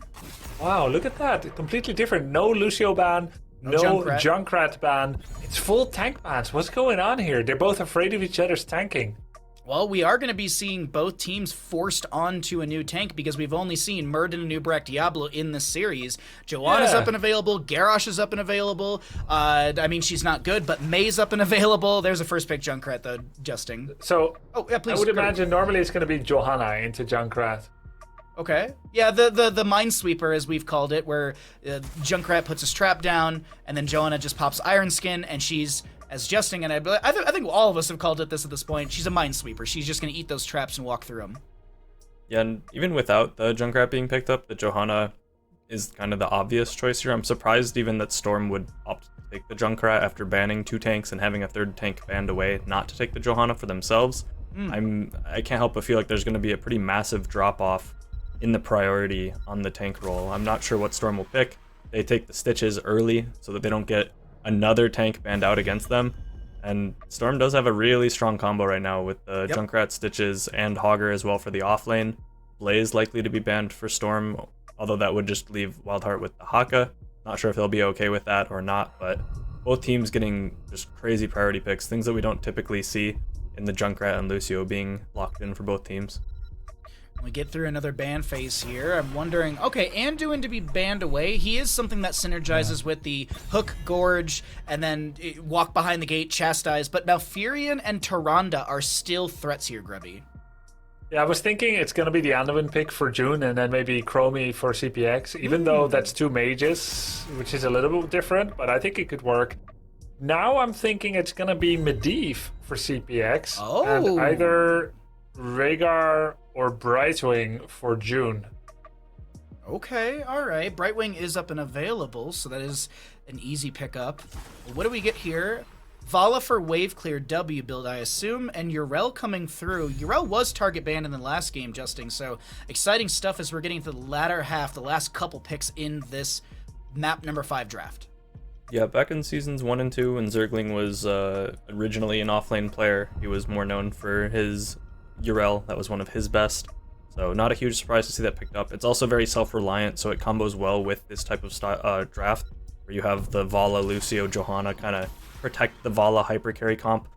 Getting a Brightwing in the last pick for Storm feels completely illegal with the way that the drafts have been going. Also, being able to get a Chromie that late in the draft is very scary. Storm's composition right now looks pretty ridiculous to me. Okay, this is the special sauce that WildHeart needed to bring out to be able to salvage the draft. So they have 2 just hyper carry DPS single target damage dealers within the Vala and the Nazeebo. So the goal is to just do so much damage with your tanky frontline peeling for you with the Johanna Yrel, while the Vala Nazeebo does tons of damage. I think it's a okay response, but the Vala in particular should really struggle here into Storm's composition. If they ever get hooked, they should instantly die. You have to push into Chromie and Junkrat, and both of them outrange your auto attacks by about double with all of their abilities. So it's really difficult to play a short range Vala into Junkrat and Chromie, and the amount of just control that they'll have with 2 goalies on Tomb of the Spider Queen, where both of them have a ton of wave clear, will make things very difficult for WildHeart. WildHeart's wave clear, not amazing, but they're going to be playing to get the Nazeebo stacked, get him to level 20, and try to play for that as their win condition. Level 20s for WildHeart are quite strong, whereas Storm's not maybe quite as good. They have the Hogger with the Hogwild level 20 that's very strong, and Brightwing with the invisibility, but aside from that, the level 20s for Storm aren't amazing, whereas WildHeart will get the Lucio high 5. I'm expecting the Nazeebo with the Vile Infection, which should be kind of their win condition. So WildHeart in the early game might be struggling a bit unless they're able to use their Vala to really get an early advantage. It's very weird comps from both teams. Storm's comp feels a little illegal to be able to get, though. Yeah, I agree with you here, Justing, as we've got WildHeart in the blue, Haben on the Johanna, Mason Blaze on the Nazeebo, Zergling on the Yrel, Weary Day on the play the Lucio, and Ibitings on the Vala. On the side of Storm Esports, looking to upset some standings, we've got CPX on the Chromie, Maka on the Junkrat, June on the Brightwing, Nasmus on the Hogger, and Brandon to play the Stitches. I feel like this is the upset. This is a series that will be an upset, and it is going to be Storm who takes it. I really do think that they'll pull ahead of the enemy team. You see what I did, Justin, Grubby and Justin? You know, pull ahead. Pull ahead because they have Stitches. Yeah, exactly. But anyways, don't you pull them back though. I do think this is a good draft for Storm. I think they've got a lot of really good tools to win this. What do you think here, Grubby? Yes, I think so. They do have 2 mages, which is a little weird. But 2 mages makes more sense into Johanna, generally speaking, because of the blinds. That was his pick for CPX. He likes Chromie. They've got great interrupts on the pay station. Brightwing Stitches synergy. I think Storm has a great draft. And I cannot support Nazeebo to be a valid pick. I don't want to believe that this is possible. But we will see, I guess. Zergling might be the special sauce here.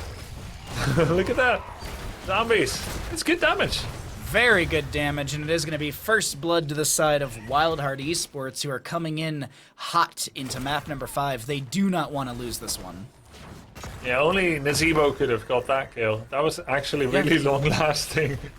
Yeah, if that was like a Mephisto or a Kael'thas or a Li Ming or... Oh, he walks away. Yeah, he easily walks away. I mean, absolutely. But this is actually some congestion over the bottom lane camp. Almost everybody responding to this phase shift from Brightwing coming through. The Hogger has to hog wild away. WildHeart steals away the camp. Oh, Hukon Vala! Wow, nice. Doesn't lose any 5% attack speed. Didn't go for the Creed of the Pepega, but does have the multi-shot build that is now not stacking as much. Plus, gem losses, gem gains. Great start there for Storm. This kill was worth more than the Stitches kill. It's also a big bruiser camp push here. Oh, look at that. That zombie blocked. Oh, you know what? Is that part of the Nazebo reason? I wonder. Zombie wall to stop hooks? It must be, Oh. And then we could be seeing Dead Rush as well, which will just create a lot more chaos. Unfortunately, Hogger will fall in bottom lane. Some gems to be traded down there as well. I do like what Justin said earlier, and it's already kind of being shown right now. If Vala gets hooked, she's gonna die. I mean, so far it's 100% on that one, as that's the only kill, but we'll have to keep an eye on that one further as the game does progress. Now, I want to note the gem difference. It's about 11 gems difference between these two teams with WildHeart ahead, and I think that's a little bit from these kills we've seen. Time stop, on to Haven. Walks away. No problemo. Had that armor debuff from the time troubles from Chromie, minus 15. Pretty solid. Speed lead somehow. Oh yeah, of course. Speed lead for WildHeart because of the Hogger kill. The 1v1 by Zergling.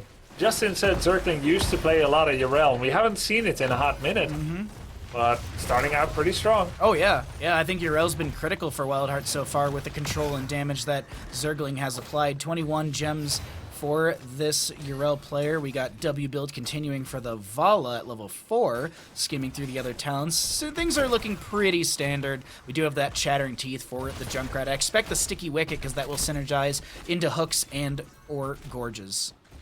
Yep, get into Johanna too. If she doesn't pre-unstoppable going into a bush, then she can be cast in one shot before pressing unstoppable. Smart pick by Haben, going for the level 4 extra shield. Been seeing it more and more we have here in CCL. So nice. That's... Oh. Uh-oh. Yeah. Weary Day. Oh my god. 80-something health, I think? 90-something health? Yep. 80 plus, and CPX didn't hit a single Dragon Breath because he didn't anticipate the hook. Man, really well played. WildHeart has enough for a turn-in. 45 in their pockets, 16 already turned in. 29 for the side, actually 36 for the side of Storm Esports as they just pick up their last few gems necessary in the wave. But is there a priority? Oh, that's a level. If that's a level 13 hook, IB Things dies there, right?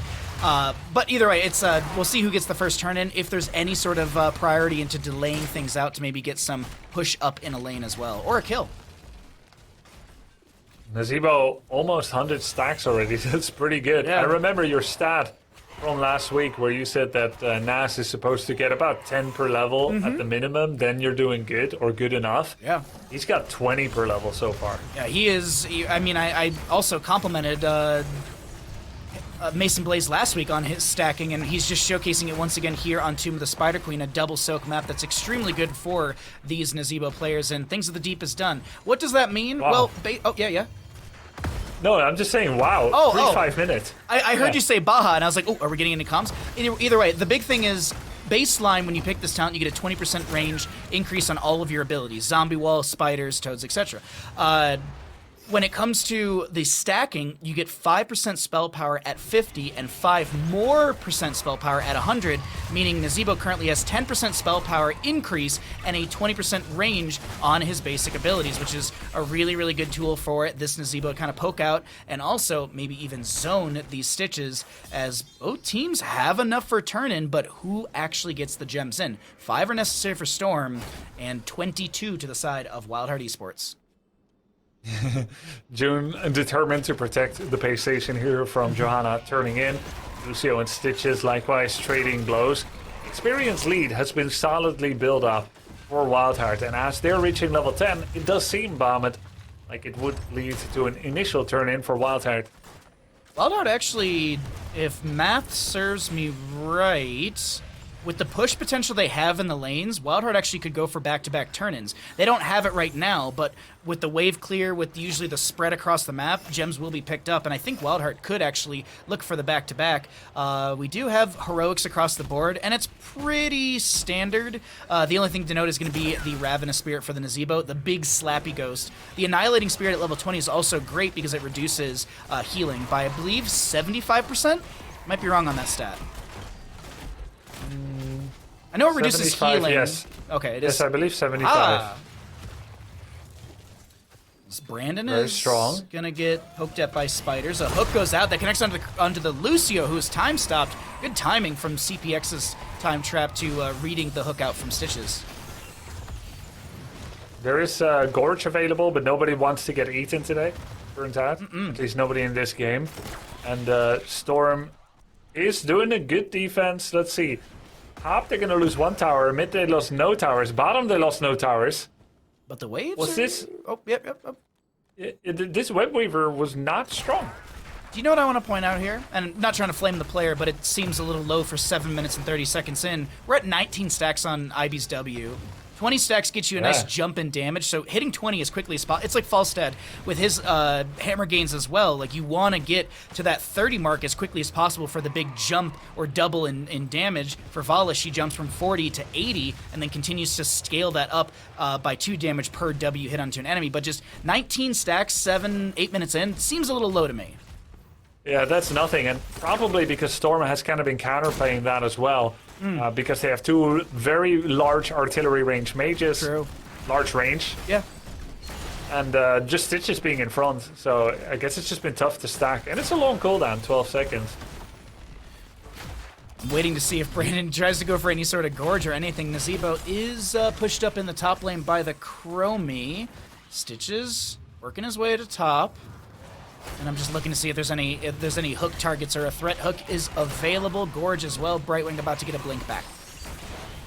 Every time Jana gets an amazing position on the back line, getting a big slow, a condemn, and you just think that's a blessed shield moment, and then you're gonna ask team, any follow-up? But it's just not there yet. The objective, of course, has to still be defended. Again, a very solid defense, but this one did more damage. There's 3 towers that have gone down. Oh, that's a hook. That's a Gorge. That was Nazebo's the good. target. You see the assist pings right on top of the trap, but Joanna walks right through with the Iron Skin eating that trap. Riptire from the Junkrat is denied by the Blessed Shield, but no! The Blessed Shield utilized does put the Joanna in a bad spot, and she will be falling. Nazebo at 171 stacks. Nazebo's gonna be fully yeah, this is for anyone that wants to learn how to stack on Nazebo, you got to get this replay, because oh my god, is Mason Blaze doing a fantastic job.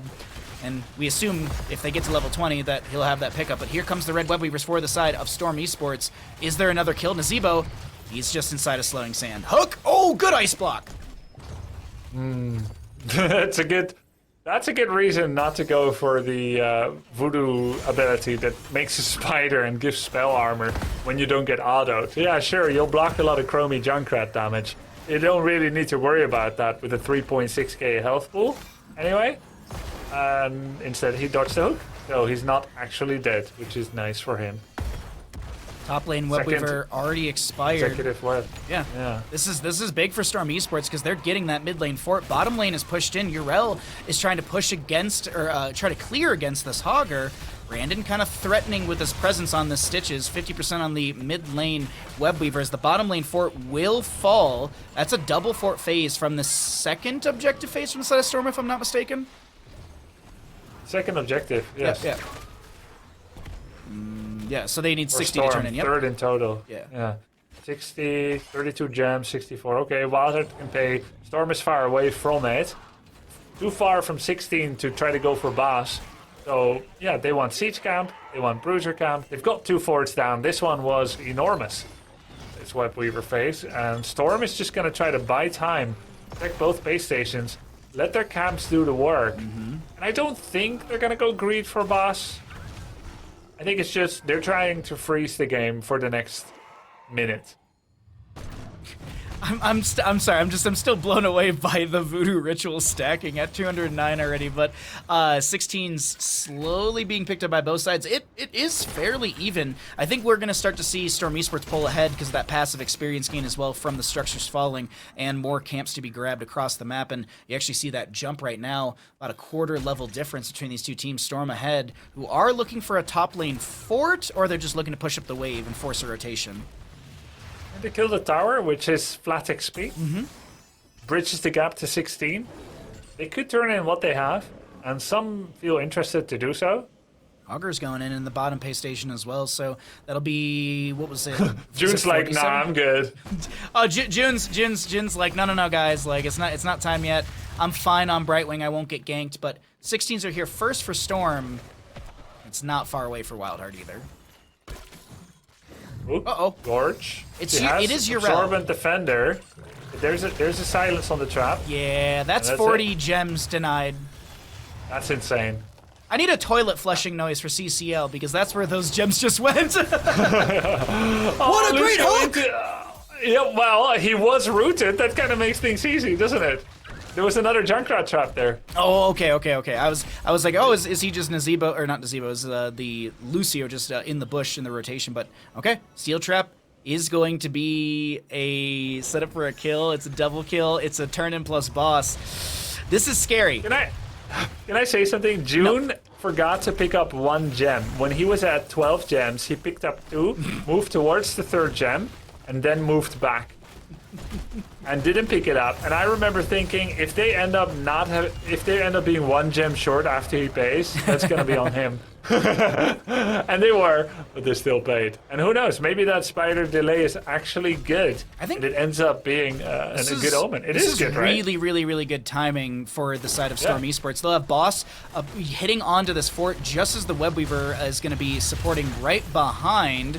We have Weary Day trying to get into the back line. There's going to be Rel with a knockback, a concussion mine from the Junkrat as well. The fort will fall. Gorge onto the Lucio. We see some assist pings over onto that steel trap. It's a little far forward, but Lucio still gets caught by the steel trap and goes down to stitches. Ivy is getting blocked by the tornado. Riptire from the Junkrat. A hook goes out. The Riptire, will it be enough damage? There's some spell armor on this Vala, which might have been enough to keep her alive right there. 15 spell armor. Yeah, that may have just been it. And with a massive wave barreling down on the fortifications of WildHeart, Storm is starting to be able to smell victory. They've smelled it so little during this season, but right now their olfactory senses are in tune with the game, and they could maybe go for a 3-2 victory here and improve their league standing score from 1-5 to 2-5. If Simplicity and Granite Gaming do not win their series today or tomorrow, it is Storm that will grab the 6th ranked place in the league, foregoing the need for 2 additional matches in the gauntlet. Grubby, you put that so beautifully, but I'm just still stuck on why do these people have old factories? Well, I'm sorry.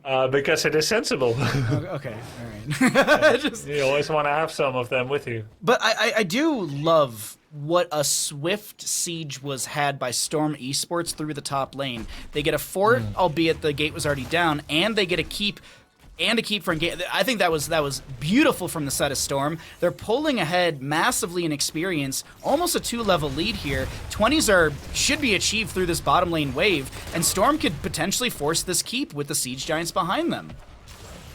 Yeah, they're trying. Oh, that was a really good hook. Vala had to vault to dodge. There's a zombie wall on Stitches. He's taking 10% damage. That's 20%, 30%. He eats 3. He's so hungry. Into the slowing sands we go. Riptire! And so many spells. Zergling had Absorbent Defender, though. He goes down! And the Ravenous! June survives with 144 life. The hungry Stitches making a window happen right there. Big shockwave from Hogger was utilized as well, but the staggering blow into the wall was perfect from Nasmus getting that lockdown on Tyrell. She'll be dead for 40, and this is looking like another keep to fall to Storm Esports. Very, very good situation here for Storm. For WildHeart, they can still come back into it. They just have 2 rules. 1. Just don't get hooked. 2. And just don't get eaten. Yeah, just don't get hooked forehead. It's very, very easy. Storm looking for a third keep here with their 20 talent tier advantage for a level and some change. Another hook goes out. Gone fishing, but unfortunately not going to be catching anything on the hook. 6 forwards against 1. Shockwave, kind of random. I'm not going to be too upset about that. He does have the 20, though. Yeah, okay, I thought so. I mean, I think that 20 makes you maybe do worse Shockwave in general. just because it comes back quicker. Yeah. It comes back like 5 or 10 seconds quicker the most. You don't always have that much rage in the late game because there's not much left to attack. But yeah, you can look at that timer. It's like 42, 41, 40, 39. It is a little faster than normal. Oh no, she that's it. Into it. That's not it. I thought that was going to be the end, but there's a Yrel who's going to be gorged. 19 seconds on the Ardent Defender. Brandon gets the phase shift from Brightwing, and it has felt criminal how the members of Storm Esports have just kind of hung out in bottom lane for this, or mid lane for this long, whittling down a structure with wave after wave coming in. I know there's 20 talent tier advantage, but it just feels like there's nothing WildHeart can do to step in. Nas has 5,009 HP right now. Keep in mind, he didn't go for the BBV, no Big Bad Voodoo. That's actually the worst win rate talent on as per heroesprofile.com for Storm League, and it's easy to understand why. Yes, he gets larger health pool and mana pool, but you never need more mana when you have the red Voodoo talent, Blood Ritual.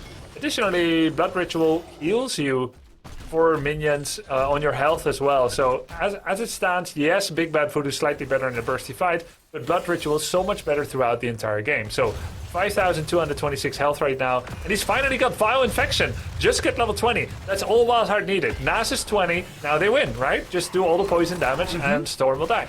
That is typically what people say. The turn-in is attempted from the side of WildHeart. There's a hook onto Yrel. She self-cleanses with her 13 different ways of self-cleansing, and we continue to see the back and forth through mid. Slowly but surely, Storm Esports will get another turn-in as they need 12 more gems. Actually, a lot more than 12 gems. My math is off a little bit on that one, but still, they need 16 more gems, I believe, to be picked up, and they can get a turn-in, which would solidify the game, but might be actually even faster than that with boss being played. This could be game ending. It goes fast. And Siege Giants are in bottom too. Someone has to address those. This is all in from WildHeart. WildHeart, they're going all in on this one. Gorge. Oh, Storm interrupts his Hawk Wild. That's a double Gorge. Vala doesn't want to get eaten, so does the Storm of Vengeance. Brandon drops low. He's 50% life. They're taking over the boss. They're trying to take over the boss, but there's a concussive. Vala gets hooked, gets Shockwave, but this Unstoppable from Lucio comes in, and WildHeart steals the boss. Big But now steal. what next? What is next? If WildHeart can get a big team fight here, they could look for a turn-in on top of this, but Vala's the first one to go down. That's a lot of the damage already out of here as Polymorph Zergling is trying to back away, gets the high five, and Storm Esports, they catch a Joanna. There's a Slowing Sands, Iron Skin to be popped immediately. What do we have at level 20 for the Joanna here? She's going to be going into the Blinded by the Light, so she might have that Storm Shield available. Not sure if she got that back. I did see her use it earlier. There's a hook. That's another Storm Shield. It buys a small window, but now we have Boss taking down a fort. Nasmus already wants to go core. Small spin. June looking just to kind of float away, play it safe, and now we have that keep or that fort to fall on the side of Storm Esports, but it's WildHeart who are starting to take permanent core damage. Hook goes out onto this Yrel. Shockwave onto Weary Day, who tried to high five. Bruiser Camp! No. Bruiser Camp is up! Bruiser Camp is up! Bruiser Camp! You can't end! Do it! Storm! You cannot end! You're doing the wrong Bruiser! play! It's only 20 minutes into the game, Storm! What are you doing getting a 5th kill? That's not right! You gotta go get a camp, you gotta clear the boss, but it's GG's over the side of Storm Esports. They reverse sweep WildHeart Esports in a critical best-of-5 series. Very impressive. Very, very impressive. Storm gets their second victory in the league. 3-2 against the second-ranked team. Not only does this mean they will be ranked 6th most likely, as they have the best map score, and they can only be rivaled now by their previous peers in the league standings, but it also shows a stronger Storm. Brandon shown on the tank role, and Storm is now not looking that bad for the Gauntlet. Whatever challenge comes up in the playoffs of the Gauntlet, I think they're ready for it. This was a series. Justin, let's get you back in here to break everything down that was Tomb the Spider Queen. Yeah, Storm, Brandon in particular, popping off on the stitches with all of the tank bans. He says no problem here. He's got his meat hook at level 13. He's happy with that. I know Unaverted Brandon from playing with him a bit personally. I'm sure he's excited to get his meat hook. That's his favorite talent in the whole game, so glad to see him being able to play some stitches and being able to pop off the way that he did. And it was a tough game for WildHeart. This has got to be a heartbreaking series for them, as now it's kind of out of their hands for the running for second and third place. It's kind of on the other teams that were 4-2 tied with them in the standings. But Storm coming to play and scaling up right when they need to, right before the gauntlet. So pretty much best case scenario for Storm, just in the standings and in this game, you had a little bit of early aggression from WildHeart. They had a good strategy where they have the Nazebo playing to double soak mid and top while the Vala creates pressure in the bot lane. That was a good plan, but it felt like that was kind of the whole plan for WildHeart, whereas Storm's composition just outranges so heavily. And you see it here, the hook on the Vala. That won't be the last one of those that we see. There were two crucial moments, this being one of them, where WildHeart lost a lot of gems in the mid game, and that set them behind drastically. They didn't have the option to go for any of the mid-game turn-ins that they would want to. Even if they had the option, they couldn't, because they lost gems on Johanna, they lost gems on Yrel. That was an entire turn-in of gems lost between the two picks onto those heroes. And once it gets into the level 13 and beyond, you have the hungry stitches. Brandon just having a lot of fun on the stitches, you could tell. And once it gets into this late game, there's really no opportunity for the Vala or the Nazebo to really get in range. There's just so much range on the side of Storm. You have the long fishing hook, you have the Chromie and the Junkrat just throwing things. It felt like there wasn't enough engage on WildHeart to get in range to really start a fight. You're just waiting to get hooked. You're just waiting around having the Chromie and the Junkrat throw stuff at you. A really strong comp by Storm, and a really strong showing from them in general, especially without Lauber, without having Brandon instead on the tank. He looked good, and Storm looked good, and WildHeart, rough end of the season for them, not having what's left in the tank, I suppose, to guarantee their spot at LAN, but Storm ramping up. Yeah, with all the shakeup we could potentially have, WildHeart could fall into 4th spot after this weekend's matchups, but there's still more games to go. That was our first best of 5 of the day, and we've actually got Maka on the line to ask a few questions from Storm Esports. So Maka, can you hear us? Yeah. Hi guys. Congratulations on your victory up against WildHeart Esports. How does it feel to shut down the number 2 team in the league right now? I'm still in shock. I didn't expect to be doing this interview, so yeah, I'm pumped to be here. I still have a lot of adrenaline in me because it was a really intense series. So yeah. Oh, I bet. I mean, so many games going past 30 minutes. Most games averaging beyond 20 minutes as well. So it's a lot of Heroes of Storm in this best of 5. But you came out on top and you played extremely well. I want to throw it to Justin for a question first. Yeah, I guess just what was the biggest dynamic change for the team, having Brandon playing the tanks, from having, when you normally have Lauber, who's super aggressive, to having Brandon, who's maybe a little less confident on the tanks? How did that feel in the series? It was super easy to play with Brandon because our old team with Lauber, we already play around Lauber a lot because Lauber is a super good tank, super aggressive tank, so we play around him a lot. But with Brandon coming in, he basically didn't try to take the Lauber's role, but he was like a catalyst for our team, and he could play defensive, offensive, and yeah, it was pretty easy to play with Brandon, and it was good overall. All right. Grubby, a question for Maka. Maka, you draw a lot of counterbans in most of the drafts in the matches that we've seen for you, particularly your Sylvanas. Do you find that rather annoying, or is it an honor?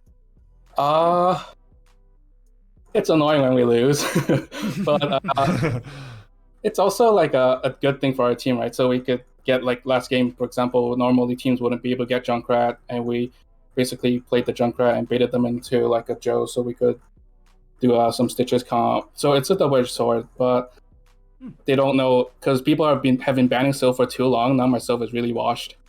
So last scrims, I've been getting farmed on Sylph. I was going to ask you, do you even still practice her, or would it just be a waste of time? So you answer that you don't play it. Yeah, we try to avoid playing it early on because we know team is perma banned, but last couple of blocks, people stopped banning it and want to test out the waters. And yeah, I think maybe people will stop banning it soon, hopefully. Now that you won this match against the second ranked team, how do you feel about the playoffs? Does this bolster your confidence? And will you keep playing with Brandon on tank? It definitely is a morale boost because obviously we came off a really devastating loss, losing to Simplicity. They played really well, and they're also a newer team, but we got demolished, I'd say, and it was really rough. So this was definitely like a morale boost for the team. For who would play tank, I playing with Brandon? I think it will. I think it's up to a team decision. I like both tanks. I like Lauber's aggressiveness, but also Brandon has his own meshes well with the team, I'd say. Okay. Well, I mean, in a couple weeks, we could see maybe a Lauber or a Brandon kind of swap back and forth in some of these in some of the Gauntlet games. But you definitely secured your victory up against WildHeart. You've shaken up the standings. I keep refreshing to see what the standings look like, but it hasn't updated just yet. So we'll take a look at that a little bit later. But Maka, before you run out of here, any shouts that you'd like to give? The floor is all yours. Definitely shout out to my team and Lauber Swamp. Unfortunately, they couldn't make it to the Gauntlet because of Master Clash schedule, but they also we still consider them a part of the team. They played really well when they were on the team. And shout out to you guys, HeroesCCL, Wisdom Media, Grubby, Justin, and Baha, and Twitch chat, of course. Oh, well, thank you so much for the shout outs. We very much appreciate the interview. Oh, and Stoic.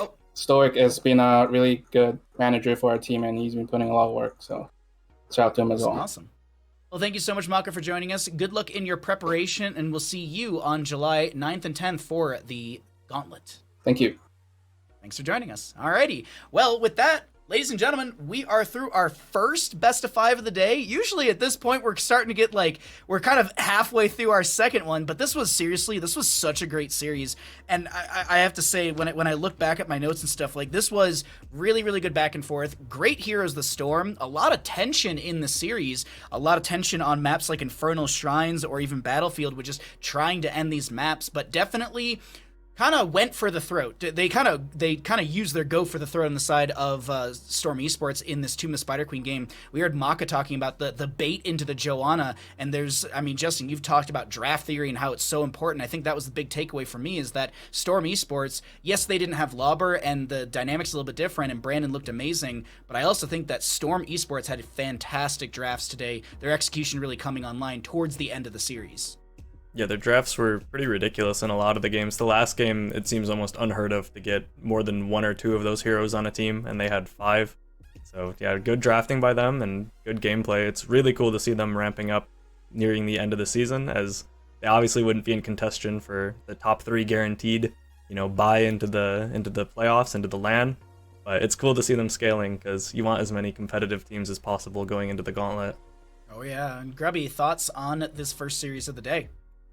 Well, now it means that our next match today, if Oxygen beats Simplicity, they are a lock-in for the top 3. They auto-qualify for top 4. Is it any score, or is it 3-0? No, any score. They just need to win. Well, WildHeart is now 4-3, and Chile and Oxygen can go 5-2. And that locks it in. Diamond Hands can't catch up. WildHeart has played their cards. All they need to do is to beat the 6-0 team, and then Oxygen qualifies.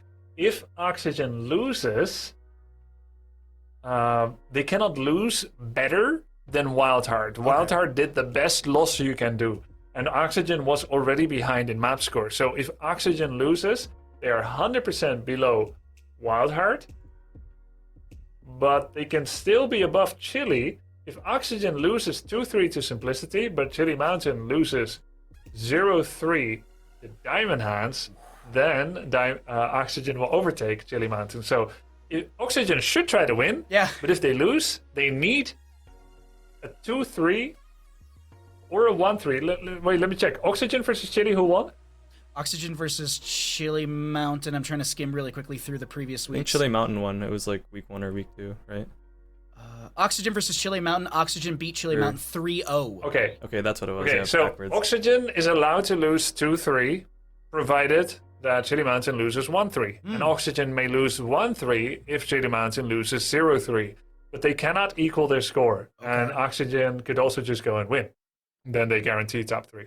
There's a lot of moving parts here on HeroesCCL, and we're going to continue to kind of, well, dive into them more and more. But before we continue diving into these series, I need to remind you that it's up to you to get the best picks for the winning team live as you're watching on cclmarkets.com. It's free. If you pick wrong, you can sell your shares and buy the other team before the match is over. CCL markets trade from 0 to 100 with shares of the winning team valuing at 100 and shares of the losing team expiring at 0. There's tons of prizes this season, so join and play during every HeroesCCL broadcast. Big shout out to Ball Street for partnering with HeroesCCL Season 4. But now, Grubby had mentioned beforehand, we are getting set up for our second best of 5 of the day. Oxygen Esports versus Simplicity.